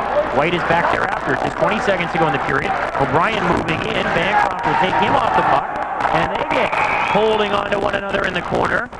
And it appears there will be penalties, coincidental, against Bancroft and O'Brien. When you get a game where it's as one-sided as this one is, and getting into the latter stage of the second period and on into the third period, you always worry about games breaking out into being a bit of craziness out on the ice. So the referee here, Watson, trying to make sure that he keeps things under control and that the teams do not let this game get away from themselves and stick to playing hockey. But there's always messages the teams try to send when you're into a situation like this, and of course the Phantoms have some messages they must send because they haven't sent any messages on the scoreboard tonight. This series has been so difficult to figure out. 3 consecutive overtime games, unheard of in the 62-year history of the Calder Cup Final, and the Phantoms jump out to a 3-0 lead on Friday, and perhaps cruise isn't the appropriate word to use, but held on for a 6-4 win, and tonight the Flames are cruising up 5-0. They certainly are in full value for this 5-0 lead the Flames have. Right now, they are not really taking the play as much to the Phantoms as they were earlier, but they have things relatively in control. O'Brien roughing, Bancroft holding at 19:46. Teams are 4 skaters aside in the waning seconds of the second period. Montgomery to the point for McIsaac. McIsaac with a shot, it ends up in the left corner, and the second period comes to an end. There's going to be a penalty against Mike Maniluk for hammering Eric Charon from behind, and the Flames are not pleased with that. Maniluk didn't just hit anybody, he hit Eric Charon, and he's the guy who was taken out in game number 3 last Wednesday late and was unable to play in game 4 on Friday, and everyone knows what happened to the Flames in that game. And a big reason for that is that Charon was not in the lineup, so the Flames take great exception with Maniluk's hit from behind on Eric Charon. That's the type of stuff that you get when you're into a 5-0 hockey game, and the things that the referee tried to get a lid on, and that's why he called those double minors 2 moments ago. It appears as though there isn't going to be a penalty on that last incident against Charon, although... No, there is. Cross-checking. There it is. At the 20-minute mark against Maniluk. So the Flames will have a 4-on-3 power play to start period number 3. It is all St. John. It's 5-0 after 40 minutes of play. We'll be joined by Gord Thorne, the managing director of the St. John Flames, when we continue with our second intermission from Harbour Station. This is Labatt Flames Hockey, the Calder Cup Final on TVNB and 93 CFBC. Another good game, guys. Two teams giving it their best, and I don't think you can ask for anything more than that. Again, we got a couple lucky breaks there, and our power play came up with a couple goals, which could have been the determining factor in this game. So when you have that going for you, it obviously helps. Your special teamwork becomes very, very... At the 20-minute mark against Maniluk. So the Flames will have a 4-on-3 power play to start period number 3. It is all St. John. It's 5-0 after 40 minutes of play. We'll be joined by Gord Thorne, the managing director of the St. John Flames, when we continue with our second intermission from Harbour Station. This is Labatt Flames Hockey, the Calder Cup Final on TVNB and 93 CFBC. Another good game, guys. Two teams giving it their best, and I don't think you can ask for anything more than that. Again, we got a couple lucky breaks there, and our power play came up with a couple goals, which could have been the determining factor in this game. So when you have that going for you, it obviously helps. Your special teamwork becomes very, very important at this time of the season. You're in the finals, especially your penalty killing and power play, and I think tonight was a factor. It was a hard game. I mean, they start out they started pretty good, and you know, obviously me and Tyler have to play a little bit better if we want to have a chance to win in that final. We talked about this a couple of days ago, that you don't know whether you're going to be thrown in. Did you get some indication right from the start? Well, I mean, they got a early goal, so I mean, you always have to be ready. You never know what's going to happen, but I mean, you know, nobody likes to go in like that, but it's part of the game, and that's part of being a goalie, and you know, there's no excuse. You got to be ready no matter what. Yeah. What that? Trying to think of whose goal it was. Was that the 5-hole? The last one? Yeah. Yeah. I think it was going for the top corner on my right, and his stick broke, and it just sticked me when his stick broke. So it was going to be a hard shot, but I ended up at a very soft shot. So, like I said, there's no excuses. I mean, you got to be ready, and it's the final. I mean, if you want to win that's it. We need some good goaltending. So, I mean, me and Tyler have to pick it up a little bit. Jim Montgomery seems like a hell of a player to stop. Yeah, I mean, they got some good skill and good offensive skills, and they know how to score. I mean, they got a lot of offense from their defensemen and from their forwards. But I mean, we finished first in the league defensively, you know, for a reason, and I think we're doing what we can do right now. Yeah, well, you are a defensive team, but 6 goals tonight. What do you got to do? Were you off right from the start? Off your game plan right from the start? Well, I wouldn't say no. I mean, we didn't play that bad. I think we beat ourselves. We made some mistake that end up in the goal, like some giveaway and stuff. And you know, as a goalie didn't make the key saves. So, you know, it's hard as a team to win when this happens. But I think, I mean, they started pretty good, like I said, and, you know, that maybe caught off guard a little bit.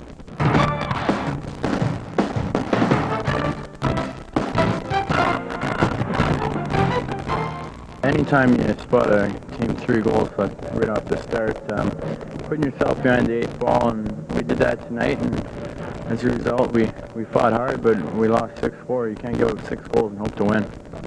I suppose the fact that you looked like you had a good game out there, it doesn't help much. No, not at all. I don't really care if I play good and we lose. That doesn't do anything for me. The team's got to win. It's a team game, and it's a tough loss for us, but it's not over. You got to win 4 games. What do you got to do to stop Montgomery? I don't know. I think you just have to bang them. We haven't played a solid 60-minute game yet, and as a result, we're down 3-1. But if we come put a solid effort in Sunday, good things will happen.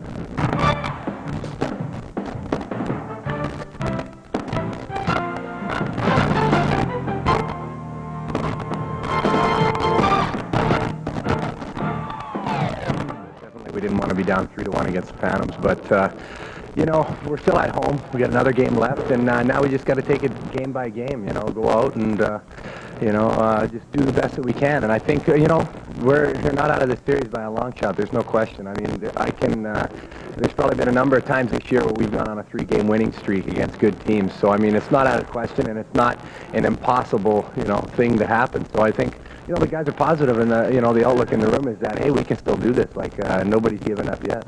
Well, they say Game 4 is the hardest one to win, and obviously they've got a road record going for them. But like I say, Game 4 is the tough one. Oh yeah. I mean, we're looking at Game 5 now, and I mean, we got to go out and do what we have to do to be successful. We can't look at, you know, what the mistakes we've made in the past and stuff like that. So we just got to go out and do what we have to do, and you know, win hockey games one by one. How do you stop a guy like Montgomery? He had 5 different guys feeding him assists last night for his goals. Montgomery, I mean, he's a good player. We got to just, you know, we got to realize that, get a guy on him maybe, and you know, play our system. You know, if we play a good defensive system, it's going to be hard for any one of their players to get in and get good shots on our goaltender. And I think a lot of the problem we had was with our discipline last night. We took a lot of unnecessary penalties that put us down and behind the 8 ball right off the start of the game again. And we've done that, you know, lots in the playoffs, and you know, now it's starting to hurt us a little bit here in you know, in crunch time. So we got to recognize that, come out, and you know, play a more disciplined game. Then it'll let our skill guys, you know, have a little bit of a rest, because they're out there killing all these penalties. Plus, the other team's skill guys are getting a lot of free ice to roam around in our zone and get a lot of shots, and it puts a lot of pressure on our goaltender. So, you know, we gotta prevent that stuff. Well, we noticed that Halushko's goal, you seemed to gain a little momentum. Clark Williams' goal last night gained momentum, and then right after both those, you got penalties, and that kind of killed him. Yeah, that one point where Clark Williams scored the goal, and we had all the momentum in the world. We had just scored 2 in a row there, and we were coming back. We were within a goal. And really, I wouldn't say that penalty there was a discipline problem, because if you look at the replay there, right before we got the penalty, I don't even know if it was really that much of a slash, to tell you the truth. But earlier in that zone, about 10 seconds before, Jason McDonald was throwing down to the ice in front of the net, and out of the corner, Clark Wilm had a guy draped all over him. The ref didn't call penalties on them. Then boom, we turn around and he gives us the weak slashing call. I mean, you know, that in my opinion was the ref's fault. He shouldn't have done that. It was a mistake by him. They end up scoring a goal, taking our momentum away. But you know, we're a battling team. We came back again and scored a goal, but then, you know, we let one go by again. So I mean, you know, the thing is, we were down last night and we kept coming back. You know, a few things went wrong, but you know, we can rectify that and come back and win Game 5. Well, you're a defensive team, and 6 goals last night. Obviously, you have to fix something in there. Oh yeah, for sure. We can't give up 6 goals in a hockey game. You know, we scored enough. 4 goals should win you a playoff hockey game, no question about it. But giving up 6 goals is way too many, and you know, that's something we're gonna fix, and we're gonna, you know, get down. And I don't think that'll happen again. And on a lighter note, the expected showdown between you and the Animal didn't really materialize last night. No, it didn't. I don't know if Bill Barber doesn't, you know, want to get a matchup like that going. I guess we were up, and I mean, they were up. They had the lead, and Frank, yeah, I was paying attention there, and he played maybe 1 shift that wasn't even really much of a shift. So I don't know what the idea there is, but you know, if things happen, they happen, and if they don't, well, you know, as long as we get the win, that's all that matters. But you know, I'm ready, and I'm sure he'll be ready. And you know, if stuff happens, it'll be a good one. Calder Cup action. This is Game 5 between the St. John Flames and the Philadelphia Phantoms. And action in period 3 coming up in just a moment here on TVNB.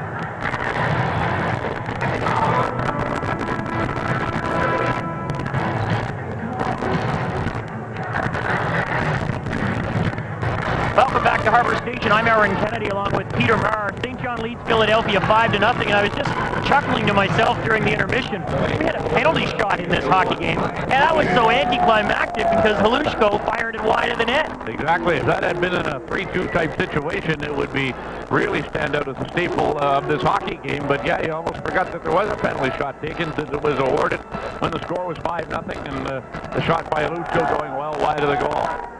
And Neil Little is out, and Brian Boucher is on in relief of the Philadelphia starter, who allowed 5 goals on 26 shots.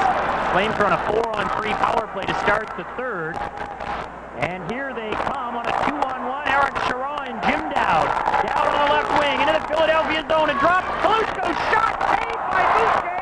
Halushko on the rebound is denied. What a stop by Boucher, getting his first taste of play here in the final. Now Sharon the shot. Halushko, the rebound is denied by Boucher. Boucher comes on here and thwarts the Flames on 4 great chances early. For a guy coming in cold like that without the benefit of even a warm-up shot, he's been very, very sharp, but now he's warmed up with those 2 close-in opportunities for the Flames. I guess maybe he is. He's only played 10-plus minutes in these Calder Cup playoffs. Here's Murray at the top of the right circle. Down low, St. Louis had to go through his legs. Flames looking to add to their lead, and Halushko's been denied twice as he goes for the hat trick. Flames still with the 4-on-3 man advantage. Gauthier at the left point, winds up, shot, flutters in front, and Boucher makes the save. That one was redirected by someone in the slot, and Boucher is able to make the stop, and he hangs on. You mentioned the fact that Boucher has seen very, very little action in the playoffs thus far in the Calder Cup. He's certainly getting quite a baptismal here with the barrage of shots that the Flames are drilling at him here in the early going of the third period on this power play. Boucher is the only goaltender in the history of the Flyers to be selected in the first round of an NHL entry draft, as he was picked in the first round of the 1995 draft. They have some big hopes for him, but we wonder whose goaltender for the Philadelphia Flyers is going to be next season, with Sean Burke not performing all that well after coming over from Vancouver in the early exit from the Stanley Cup playoffs. They figure to be active in the free agent market very soon. Flames lead 5-0, third period action here at Harbour Station. Phantom skate from our right to left. It's Heward with a shot, Moss to save, and he will hang on to get back more on Brian Boucher, because we really haven't been talking about him at all during the playoffs. He was born in Woonsocket, Rhode Island, and he represented the United States at the 1996 and 97 World Junior Hockey Championships. And he is a young guy, and as you mentioned, he's certainly a prospect, having been taken in the first round 3 years ago. But Bill Barber and the Phantoms have elected to go with Neil Little throughout these playoffs, and rest assured that Little will be back in there getting the start for Game 6 on Wednesday. Something else we should point out, that Eric Landry has not returned to the St. John bench after getting injured on a high stick from Jim Montgomery in the second. Here's Chiron from the right point. Down low for St. Louis on the goal line. Back to Chiron with a shot.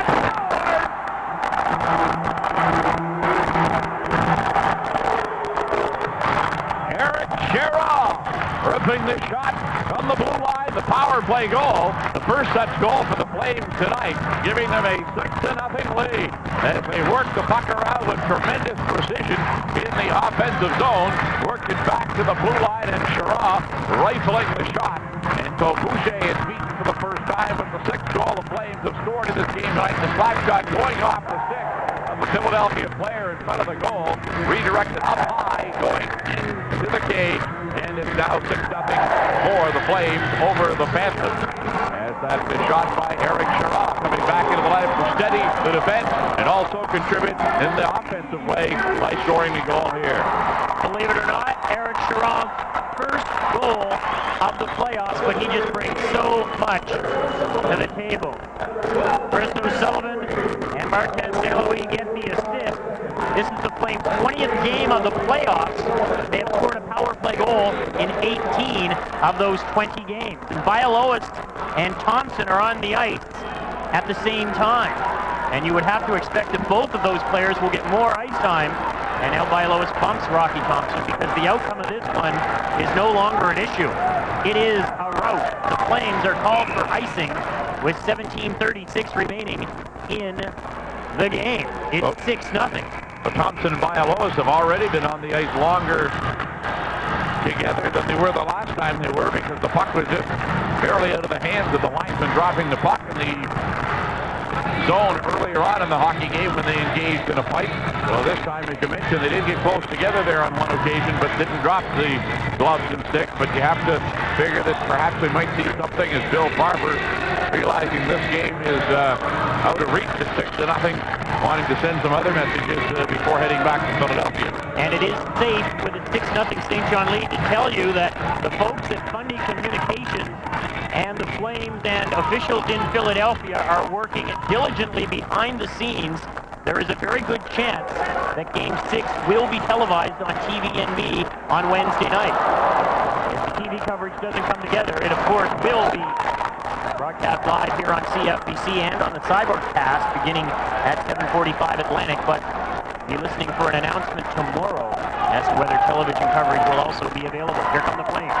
Leading 6-6 down to the Philadelphia line, dumps it into the right wing corner. Cohen is after it. Behind the net for Don McKelly. He overskates it and gets sandwiched by O'Brien and Lang. Don McKelly loses his helmet in the exchange. Dowd is tripped up in the corner. He falls on the puck, and Watson alertly blows play dead very quickly. Something else we can tell you about, we will have an extended post-game show this evening, as this is the final game at Harbour Station. The 50th home game of the season, if you count the 40 regular season games and 10 here in the playoffs. And with close to 6,300 on hand, we will have an extended post-game show and reaction from the dressing rooms as the Flames are going to stay alive and force a Game 6 in the Calder Cup Final on Wednesday. 6-0 Flames over that Flames hockey. The Calder Cup Final on TVNB and 93 CFBC. 16:58 remaining in game number 5, and the fans at Harbour Station are having fun. They had a full-fledged wave wrapping its way around this building a little bit earlier. Now they're trying to get it going here again as Frank Bialowas heads off. Brian Wiesenberg takes his spot on the ice. So the benches are pretty long when it's a 6-0 game. Face off to the left of Neil Little. Wilm wins it cleanly back from the right point, sends it in behind the net. McDonald is after it. Maniluk will chip it for Montgomery. He skates through center over the St. John line on the left side. Montgomery puts on the brakes. Wiesenberg goes to the bench. Bialowas is on the ice with a shot.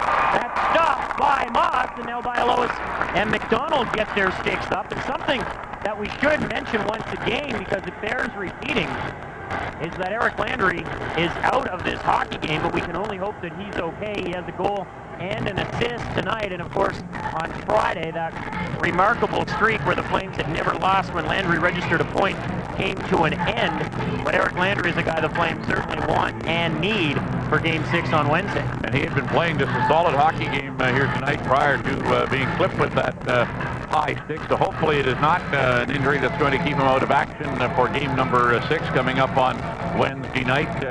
No indication with regard to what type of injury he received in the course of the playoffs. If they told you, it might not be right anyway. They probably just wouldn't tell you. Ask me no questions, I'll tell you no lies, as the net comes off of its moorings behind Tyler Moss with 16:37 remaining in the game. And this game is a presentation of Dobson Chrysler Dodge Jeep on Rossay Avenue. Dobson Chrysler Dodge Jeep, the official suppliers to the St. John Flames, and we hope you'll join us on a Wednesday night as the chase for the Calder Cup continues. Game 6 of the Calder Cup Championship Series, the Flames and the Phantoms. We will be on the air at 7:45 Atlantic time with the pregame show. Face-off to follow at 8. And of course, for those of you joining us on the Cybercast, that's 6:45 Eastern time with the pregame show. Puck is in the St. John zone. It's O'Sullivan moving it off the boards. Stevens holds in his shot. Healy couldn't redirect it, and it goes wide. Now Halushko to center for Marty Murray. Murray creating a 2-on-1 for St. Louis. Shot! Just wide into the corner. Stevens blows it down behind the net. St. Louis pressures him. Darby comes up with it. Flames looking to add to their lead, but some might suggest they should try and save some goals for Wednesday. They've got 6 on the board here tonight. Elmore deep into the St. John zone for Healy. He'll look to center, but it's deflected into the seats with 15:59 remaining. And the Flames on top 6-0. There you talk about that coverage of the game on Wednesday from Philadelphia. Have I redeemed myself enough after my color commentary debut here on Wednesday or on Friday in that loss to get another chance? Well, you were the only one. I mean, a man of your stature, a member of the New Brunswick Sports Hall of Fame, we decided that we weren't going to unceremoniously turf you like the rest of the motley crew of people who have sat to my left. We certainly enjoyed having you here on Friday night, and glad that it's a St. John victory here tonight. I may never come back here again if the Flames had lost tonight's game. You'll be able to report back to CFR tomorrow in Calgary that the Flames and the Phantoms are indeed heading to a Game 6 on Wednesday. We'll have a big feature on this game tonight this morning in our hockey program that runs at 5:30. It runs on for an hour, and we'll be featuring the St. John Flames in this hockey game tonight. And of course, it'll be much more enjoyable that you're talking about a Game 6 and not recapping the season that was. Here's Owen with a shot wide on the left side. The game almost is irrelevant now with a 6-0 lead and 15.5 minutes left. We might be talking about the old days here sooner rather than later. Isaac with a shot, Moss to save. He doesn't really want to hang on, but he doesn't have much choice. But this game, when you're at a 6-0 score, I think for your players on both sides, you just want to get the game over with and then get things packed up and move on to the next game. The Flames hoping that they don't pick up any more injuries. As we mentioned, Landry picking up the injury in that second period and high stick. And the Phantoms just want to get away from here and get this game out of their system as fast as they can and get ready for the next game on Wednesday night. But certainly this is a huge lift for the St. John Flames with their backs firmly against the wall tonight to come out with such an exuberant performance. And right now a 6-0 lead. It's been a long game, over 2.5 hours old already, as a shot from the right point is stopped by Moss, and he gets nudged by Bialowas. Now he got St. Louis away from the play, jawing with, I believe that's Jamie Heward. Yes, it is. Well, Tyler Moss, of course, any night that he's the starting goaltender goes through quite a ritual before the game. He just goes up into the stands of the building that he's playing in. He sits there by himself for a long time. He's just wearing his underwear as he's up there, and sometimes he just sits there. Sometimes he works on his equipment or works on his hockey sticks, and notice him doing that again tonight as he gets himself mentally ready for the games, and he certainly is ready when this one gets going, having backstopped the Flames to the lead of 6-0, and although he hasn't been tested nearly as much as he has in other games, he's been there when he had to be to make the stops. Shots are 32-20 in St. John's favor. That's all part of the plan. You really don't want your goaltender to have to make those dramatic, eye-popping saves. If he just has an easy night of routine stops, the better it is for your squad. 14:44 remaining. As time ticks away in game number 5. Flames lead 6-0. They're going to trail the series 3-2 in the Horn Sounds at the end of this one. Boucher on in relief a little. Plays it into the zone. Here's Manila. He turns it over to Cowan. Cowan has taken Landry's place and building quite nicely here with McDonald and Wilm on the crashing and banging line. Now O'Sullivan for Wilm. Wilm to the Philadelphia line. Chips it in. Delmore comes up with it. Delmore retreats behind the Philadelphia net. The Phantom skate from our right to left. They trail by an unconverted touchdown as Delmore shoots it in. Mock knocks it away from McCosh. Shot from the right side ends up behind the net. McCosh loses it. Sullivan has it. He'll give it quickly for Cowan. And start to rock this joint once again with the Go Flames Go chant. Cowan forces it in behind the Philadelphia net as the Flames make changes on the fly. 16:40, check that, 13:45 remaining in the game. Moving into the St. John zone and getting flattened was Paul Healy. That was Rocky Thompson knocking Healy to the ice. Donna Kelly over the Philadelphia line. Looking in front for Dowd. That's broken up in length. On his backhand, we'll skate away from Donna Kelly out to center. Broken up by Bancroft. Lank gets it back, turns it over to Donna Kelly, and he'll fire it off the right wing boards. Cone will skate after it. Cone tries to get behind McIsaac. He does. Cone cutting in. Shotty hit the side of the net. Boucher dove and cut down the entire lower half of the net. And Cone really didn't have much to shoot at. And he fired it off the side of the net, and then Boucher covers up. But some hard work by Laddie Cone to create that scoring opportunity as he raced into the offensive zone, moved away from a check, and then driving for the net, cutting across in front of it, and the goaltender going down. He tried to flip it over him, but it then wound up hitting the side of the goal, and Brian Boucher escaping without having another goal scored against him. As Ladislav Cone with the scoring opportunity. McIsaac got completely discombobulated and fell.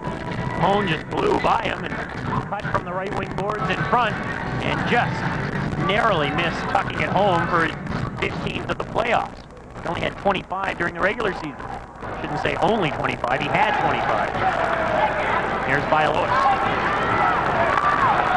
Ahead for Montgomery, moving in a drop. Shot by Cole, saved by Mock. Ripped away by Ryan Bass. Now Cole's with a shot. Bass takes that off his left skate, ducks in behind the net and plays it for Gauthier.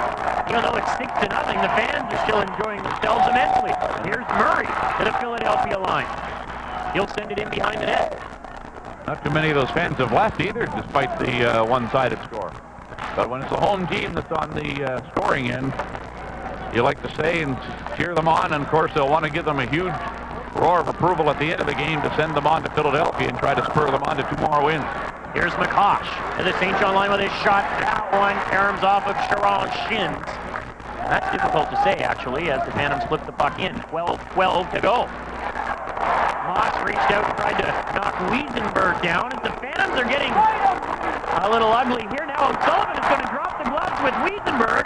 Eric Sharon says, no, my guy's not fighting with you. At this point, Sharon got right in between them, as O'Sullivan was raring to go with Brian Wiesenberg, and Sharon says, not a chance. 12:08 left, 6-0 St. John. This is Labatt Flames Hockey, the Calder Cup Final on TVNB and 93 CFBC.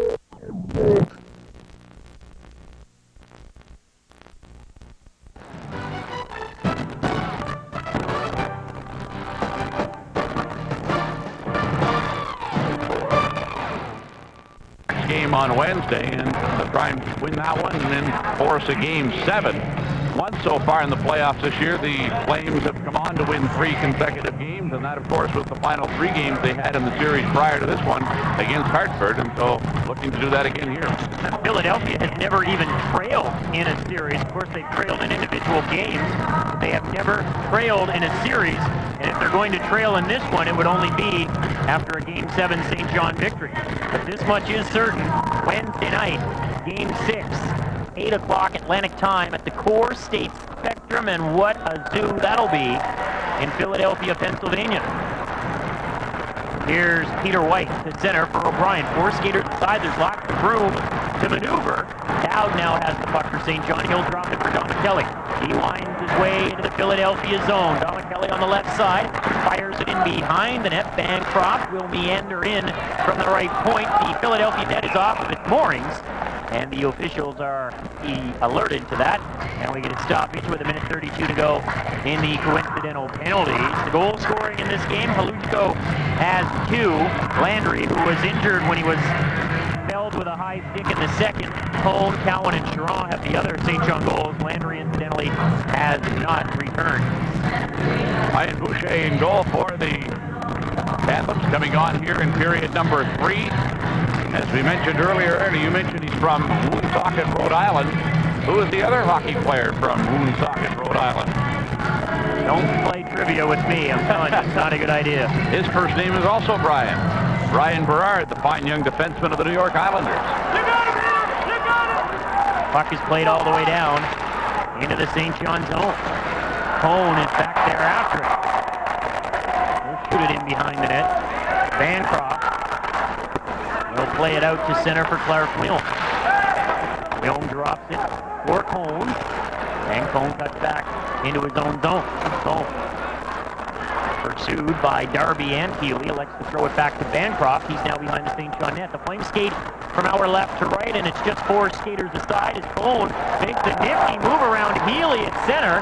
And then Gilmore tries to slash him, but Cone gets out of the way, and then Wilm is deemed to be offside on the pass from Cone with an even 11 minutes remaining in game number 5, and the Flames leading 6-0.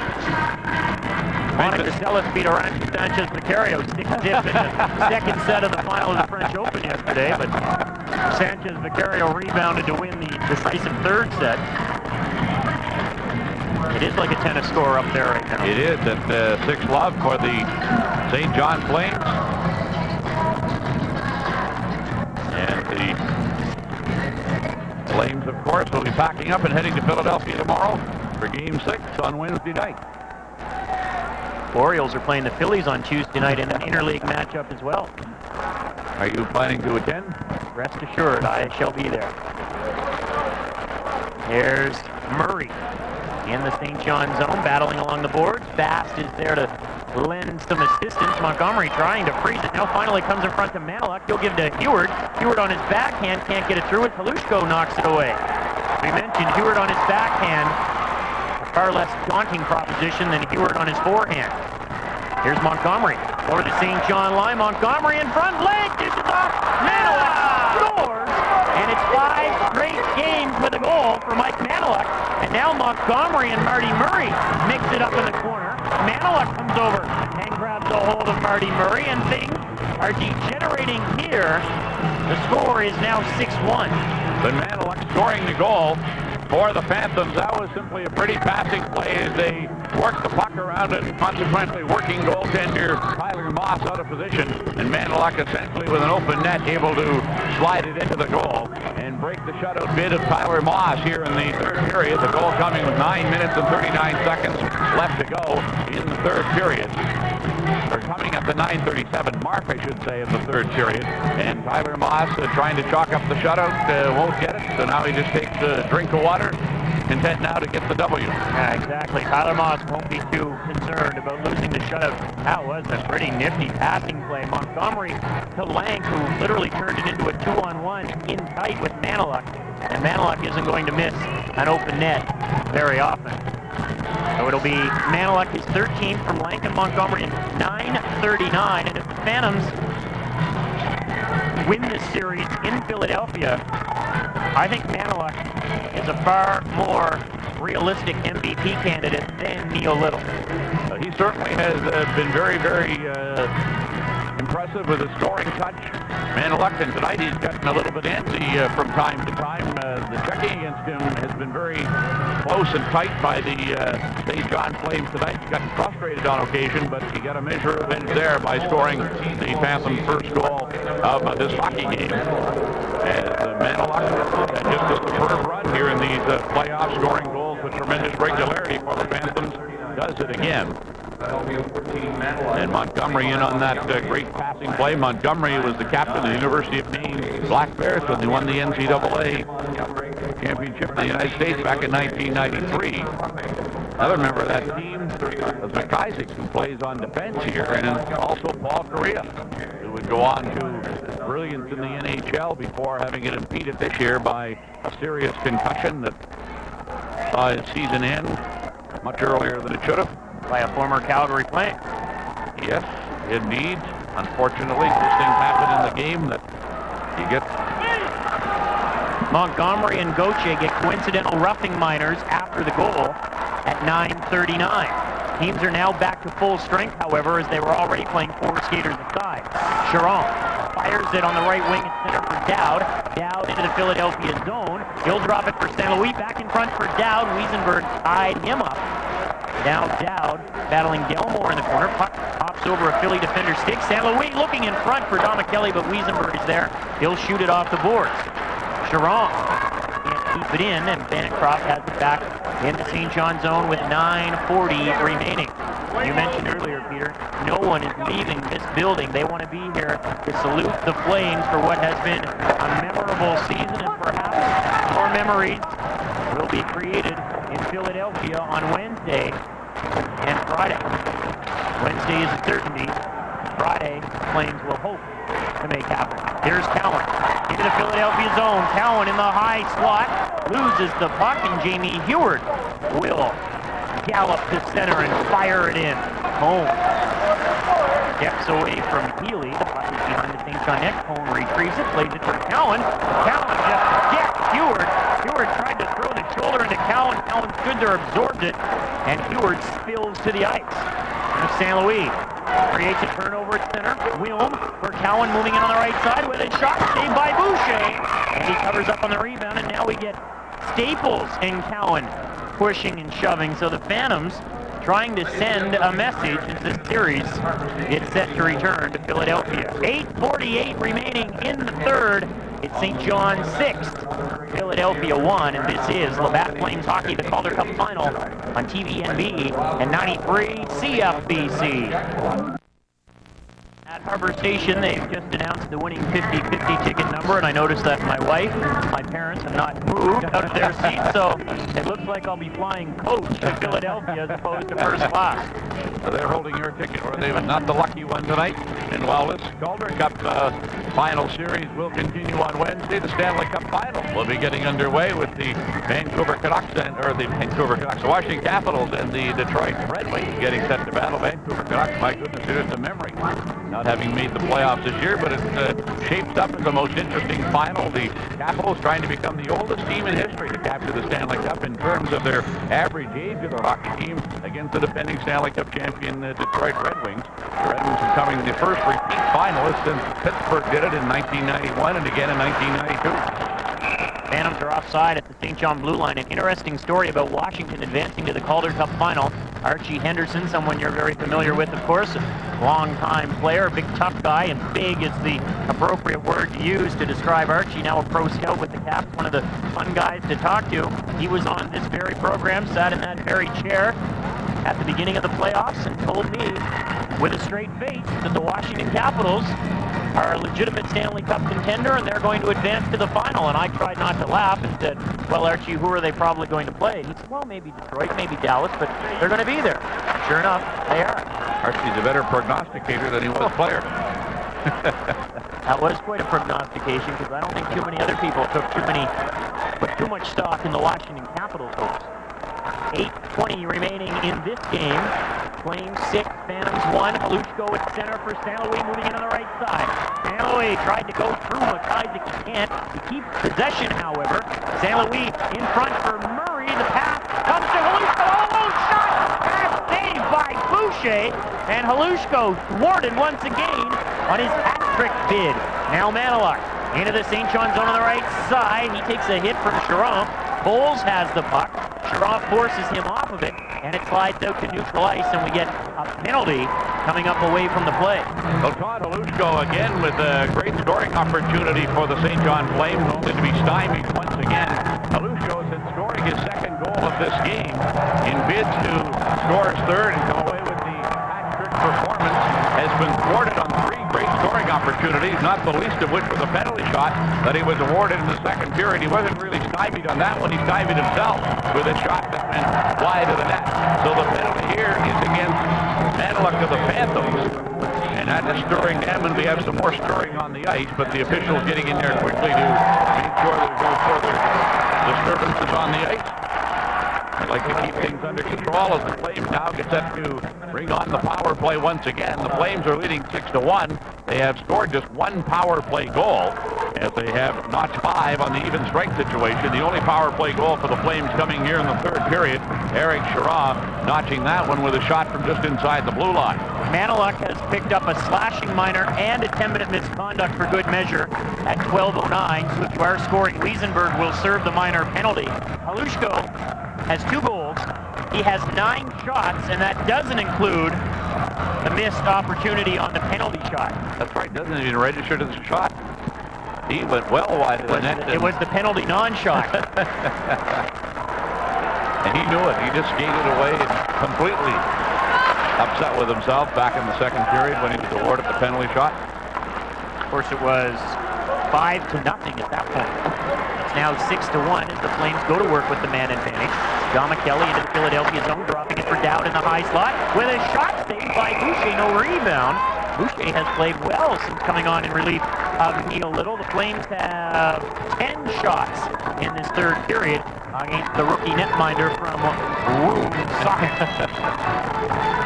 They must have a pretty good minor hockey program there to have produced a couple of pretty fine hockey players. As you mentioned, Boucher, a first-round draft pick of the Philadelphia Flyers. After those early days in Woonsocket or wherever he learned his hockey, he would go on to play in the Western Hockey League with the Tri-Cities entry there. Kind of surprising to see a U.S. minor hockey graduate go on to play in the Western Hockey League, particularly coming from Rhode Island. Here's Cone, top of the right circle to the left point for O'Sullivan. Now Bancroft, that one went through Boucher's legs and just missed going in. It was redirected by Dowd, the point shot from Bancroft. Bancroft has it again. He's now on the left side. Down low, O'Sullivan trying to go back to the point for Cone, but White was able to deflect it away, and the Flames getting a little fancy here, but of course they have every right to do so with a 5-goal lead and under 7 minutes to play. Now Cone into the Philadelphia zone on the right side. Cone cuts in behind the net, dishes off to Wilm. Wilm looking in front for Halushko, elects to go right side. Cone back to the point. Bancroft left side into the corner. Wilm jostling in front with McIsaac as the Phantoms will drive it out. 37 seconds to go in the penalty to Manilock. It's being served by Wiesenberg. O'Sullivan at his own blue line to center. Now for Wilm into the Philadelphia zone. He'll leave it for Halushko. Wilm flattens his man. Halushko has the puck to the right point for Gauthier. Back top of the circle for Halushko. Halushko down low. Wilm in front. McDonald was taken out by Healy. O'Sullivan holds in left side. 10 seconds in the power play. McDonald top of the left circle. Dishing off to Halushko in the corner. Todd Halushko with 2 goals. Shot! That one right through the crease wide of the net. Penalty is over. Teams at full strength with 5:45 remaining. Halushko in front for Wilm. He's bumped off the puck by Wiesenberg. He'll step in behind the net and play it to center. O'Sullivan for St. John at his own line for Denny Gauthier. Gauthier plays it behind the net. O'Sullivan can't get it out. Wiesenberg in behind the St. John net. Cowan plays it now for O'Sullivan. Ahead for Marty Murray. Now to Cowan, 2-on-2 with San Louis. Cowan moving in. Drops it for San Louis. Back into the corner for Cowan. In front, Boucher will stop it. And he will cover up with 5:17 remaining in the game. It's 6-1. St. John over Philadelphia. As we say a special hello this evening to Randy Frizzell, a dedicated listener to Flames Hockey on CFBC, and also a regular caller to our Sunday morning talk show, The Locker Room, in attendance tonight and enjoying the game, making the trek down from Moncton. Flames with a 6-1 lead as we step out. This is Labatt Flames Hockey, the Calder Cup Final on 93 CFBC. after the whistle following that save by Boucher. And it looked like a fight might eventually develop there, but the officials were able to keep that at bay, and now wanting to get some of the troublemakers out of the game have made that move.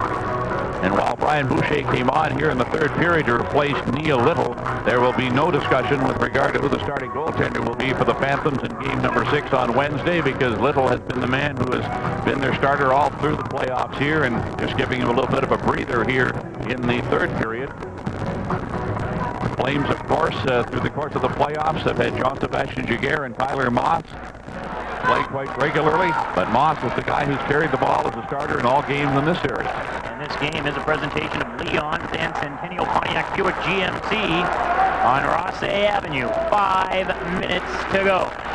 St. Louis sends it into the Philadelphia zone, and Staples will try to send it out.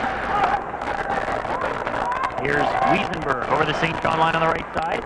Bass whacks that one away from him. Halushko to center. St. Louis is just onside, moving in 1 against 1. St. Louis into the left wing corner. Waits for some help from his mate. Gets away from Staples. St. Louis in front, drops it off for Marty Murray. Now for Halushko, Wiesenberg intercepts the pass and is able to clear. Gauthier at the St. John blue line now for Bass. To center, he'll drive it in. Boucher tries to stop it behind the net, ends up in the right wing corner. Oh, got barreled over by Staples, and the Kosh ends up with the puck. He'll slide it ahead for Healy, and he'll move it to center. Gauthier back at his own line for O'Sullivan. There's going to be a penalty as Sean O'Brien starts punching Gauthier in the back of the head. Not once, twice, but 3, 4, maybe 5 or 6 times.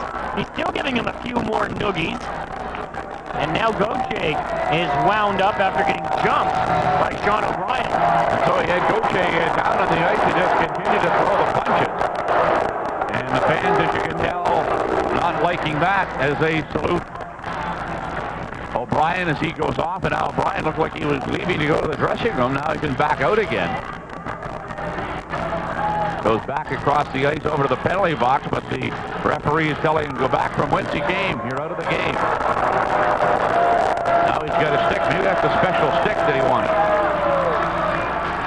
But O'Brien, after getting Gauthier down, just firing the punches with his glove, many of them went off the helmet of the St. John player. But nonetheless, he was just continuing to pummel the punches as Gauthier was really defenseless. Picked up a double minor and likely a misconduct as well. And that's exactly what it is. So 4 minutes for roughing and a 10-minute misconduct. This by far has been the most penalties we've seen in a game in this Calder Cup final. As the puck is fired into the St. John zone under 4 minutes remaining, the Flames lead it 6-1. In terms of 10-minute misconducts, that pretty much put us over the top from the previous 4 games in the Philadelphia zone. No question. There's some animosities now developed between these two hockey teams. They didn't play a game against each other in the regular season, but it takes 5 games in this series to really get the rivalry going. And a 6-1 score can help in that regard as well. Here's home for O'Sullivan in the right dot with his shot. Boucher made the save. That may have been deflected inadvertently by the defender, McIsaac. Phantoms get the puck out. O'Sullivan back to center, steps away from Paul Healy. Flames conceivably could be on the power play until the dying seconds of the game if they're unable to score and there are no further penalties. There's another penalty coming up against Philadelphia. I speak too soon. Marty Murray controlling inside the Philadelphia line to the right corner for Halushko. Moss to the bench, extra attacker out there. Bass on the left side for Rocky Thompson in front of Halushko. Playing that one off the iron. Wow, he's snake-bitten his bid to get that third goal. Here's Bass for Wilm. Halushko top of the right circle. Flames are having fun here with the delayed penalty already on the power play. Halushko shot. That one skipped wide. Murray in the right wing corner is bumped. And Brad Watson stops play. And he's trying to avoid a riot. Now Coles gives Thompson a slash. But Halushko sails that one off the post. 9 shots. A missed penalty shot. A post. He's done it all.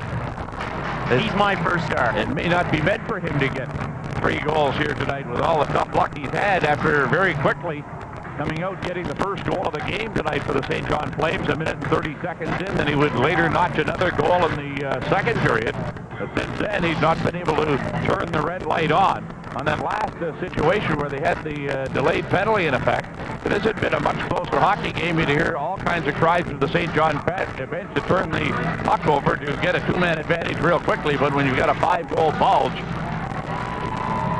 there's no real necessity to want to move that strategy. Well, that's something that hockey fans will debate as well. Are you better off trying to keep the possession with the goaltender off on a 6-on-4, or do you want to give up the puck immediately and then go to work on the 5-on-3? Presumably on a 5-on-3 there's more ice because there are fewer defenders on the ice, but I don't know, the 6-on-4, I think if you get an opportunity to try to set it up, you don't have to worry about a turnover and a shorthanded breakaway and take your luck, but I know that's something that most hockey purists will say, get the puck in deep, turn it over, and then go to work on the 5-on-3. And most coaches, of course, go by that theory as well. They just feel that you can come back, you can give your players that are on the ice a little bit of a breather, then you get ready for a face-off. Most times that is in the offensive zone and leads to a scoring opportunity, having regrouped before that face-off. But it's a good argument on the other side as well. But one that, as you say, the purists don't agree with. But everybody agrees that the St. John Flames are having themselves quite a night tonight. They lead this hockey game by a count of 6-1 with 2 minutes and 38 seconds remaining in the third period, and now a major penalty being called against the Phantoms, and it is Andy Delmore being sent away by the referee, Brad Watson. A 5-minute major penalty. All kinds of penalties there. Healy had the initial slashing penalty that resulted in the delay, and Delmore picks up a major for high sticking and a game misconduct, and Rocky Thompson also is assessed a boarding penalty. So the boarding and slashing penalties cancel out, and the Delmore penalty goes on the board, and by my count, that's 109 penalty minutes in the game. And the Flames get a 5-on-3, and now they will be on the power play for the rest of this hockey game. 6-1, and they're looking to get some more. Will to the left point for Ryan Bass. Bass moving in with a shot. That one hits someone in front, and Darby will clear. Kind of get the feeling the fans want another goal here as well. Well, they'd like to get one from number 14, Todd Alushko, and he's out on the ice here on this 5-on-3. And here's Bass. The Philadelphia line backhanding it in. Coles is back after it. He'll turn to try to clear. Wilm is able to keep it alive now. Peter White has it, and he'll fire it out. We suggest that the Merchants of Brunswick Square hope you're enjoying tonight's game. A minute 50 to go. 6-1, St. John leads on a 2-man advantage. Jason McDonald into the Philadelphia zone. Marty Murray to the point. Gauthier for Chris O'Sullivan. O'Sullivan. Right dot for Halushko. Fans are starting to cheer here, and it might be a prolonged ovation. Halushko with a shot. That one hit Lang, and it's cleared out. Halushko had the one-timer there, and it kind of fired on him. Didn't get the wood on it that he would have liked. He looked at his stick for a moment to see if it was broken. It wasn't. Always the stick's ball. Here's Halushko to the right point for Bancroft. Bancroft for O'Sullivan. Back to Bancroft. Getting loud. Cavalier for O'Sullivan. In front, Murray. Murray can't tap it in. Murray behind the net for St. Louis. In front, Halushko can't accept the pass. A minute to go. Here's Murray in front for St. Louis. Shot. Boucher the save. And Lank will cover it up near the Philadelphia crease. Rockies, hope you're enjoying the action. Rockies is the only game in town, and they're on their feet as one at Harbour Station. 54 seconds to play. The St. John Flames staving off elimination and sending this series back to Philadelphia. It's the Flames 6, the Phantoms 1.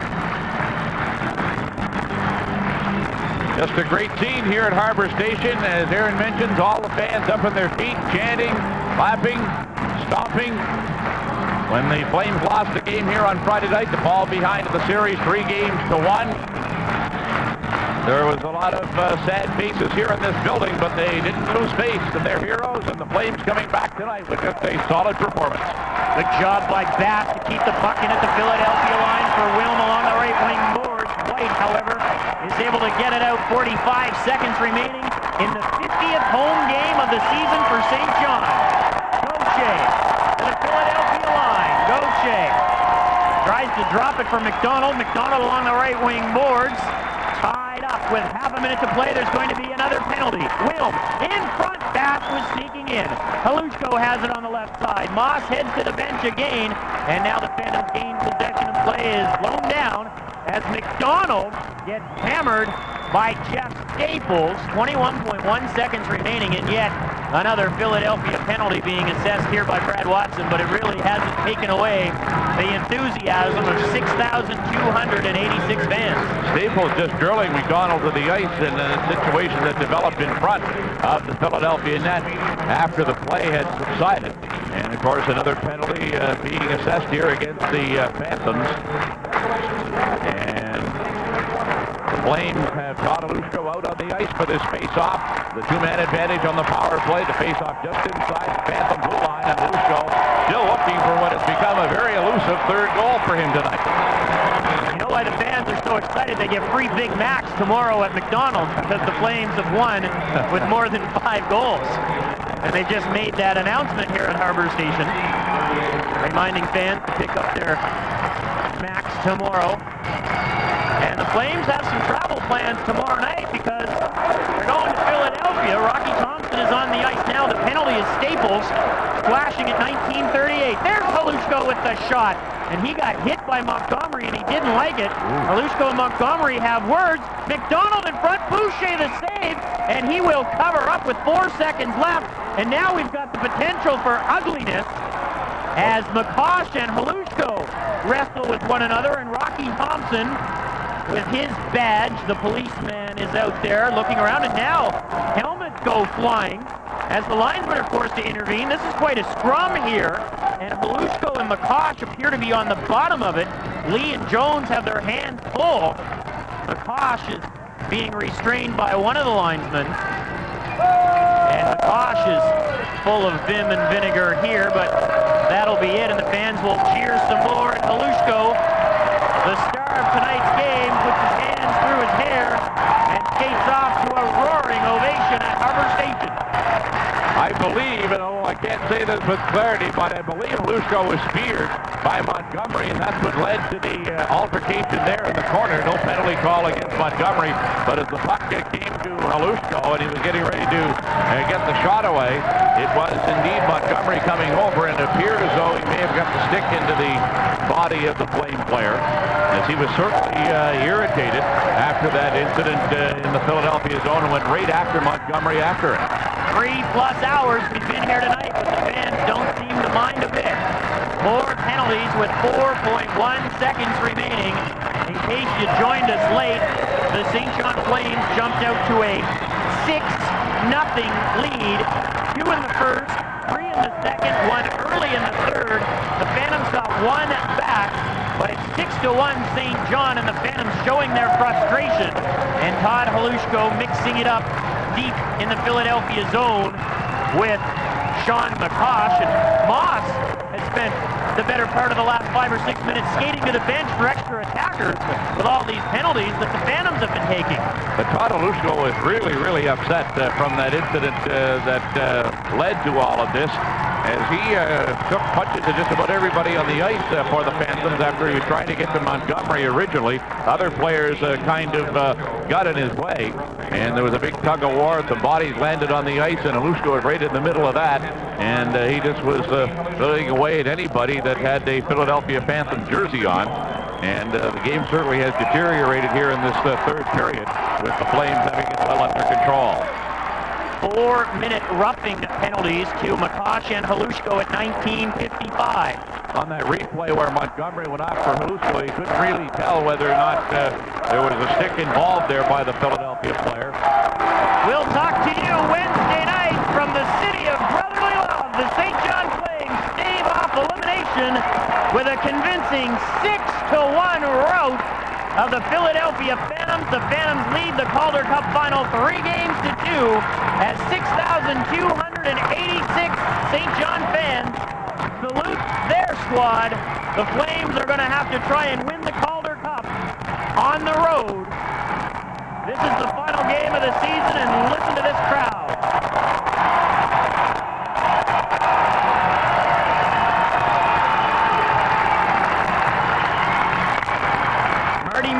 told us during the first intermission, no way did the Flames want to watch the Phantoms parade around this place with the Calder Cup. And indeed, that is not the case, and it is still a prolonged ovation at Harbour Station. Well, the Flames did it convincingly tonight. A big 6-1 win over the Phantoms, and they let it be known very, very quickly that they weren't fooling around tonight. They came off with a quick 1-0 lead on the goal by Todd Alushko, a minute and 30 seconds in, completely dominated the first period, and went on from there to win by the 6-1 score, out-shooting their opponents by a count of 41-24. And so the Flames certainly have some great momentum as they move on now to game number 6 in Philadelphia. The Labatt Blue Three Stars are all St. John Flames naturally, and they're coming to the ice. Eric Charon is the third star. Martin St. Louis is the second star. And a former Canadian Olympian is going to be the first star.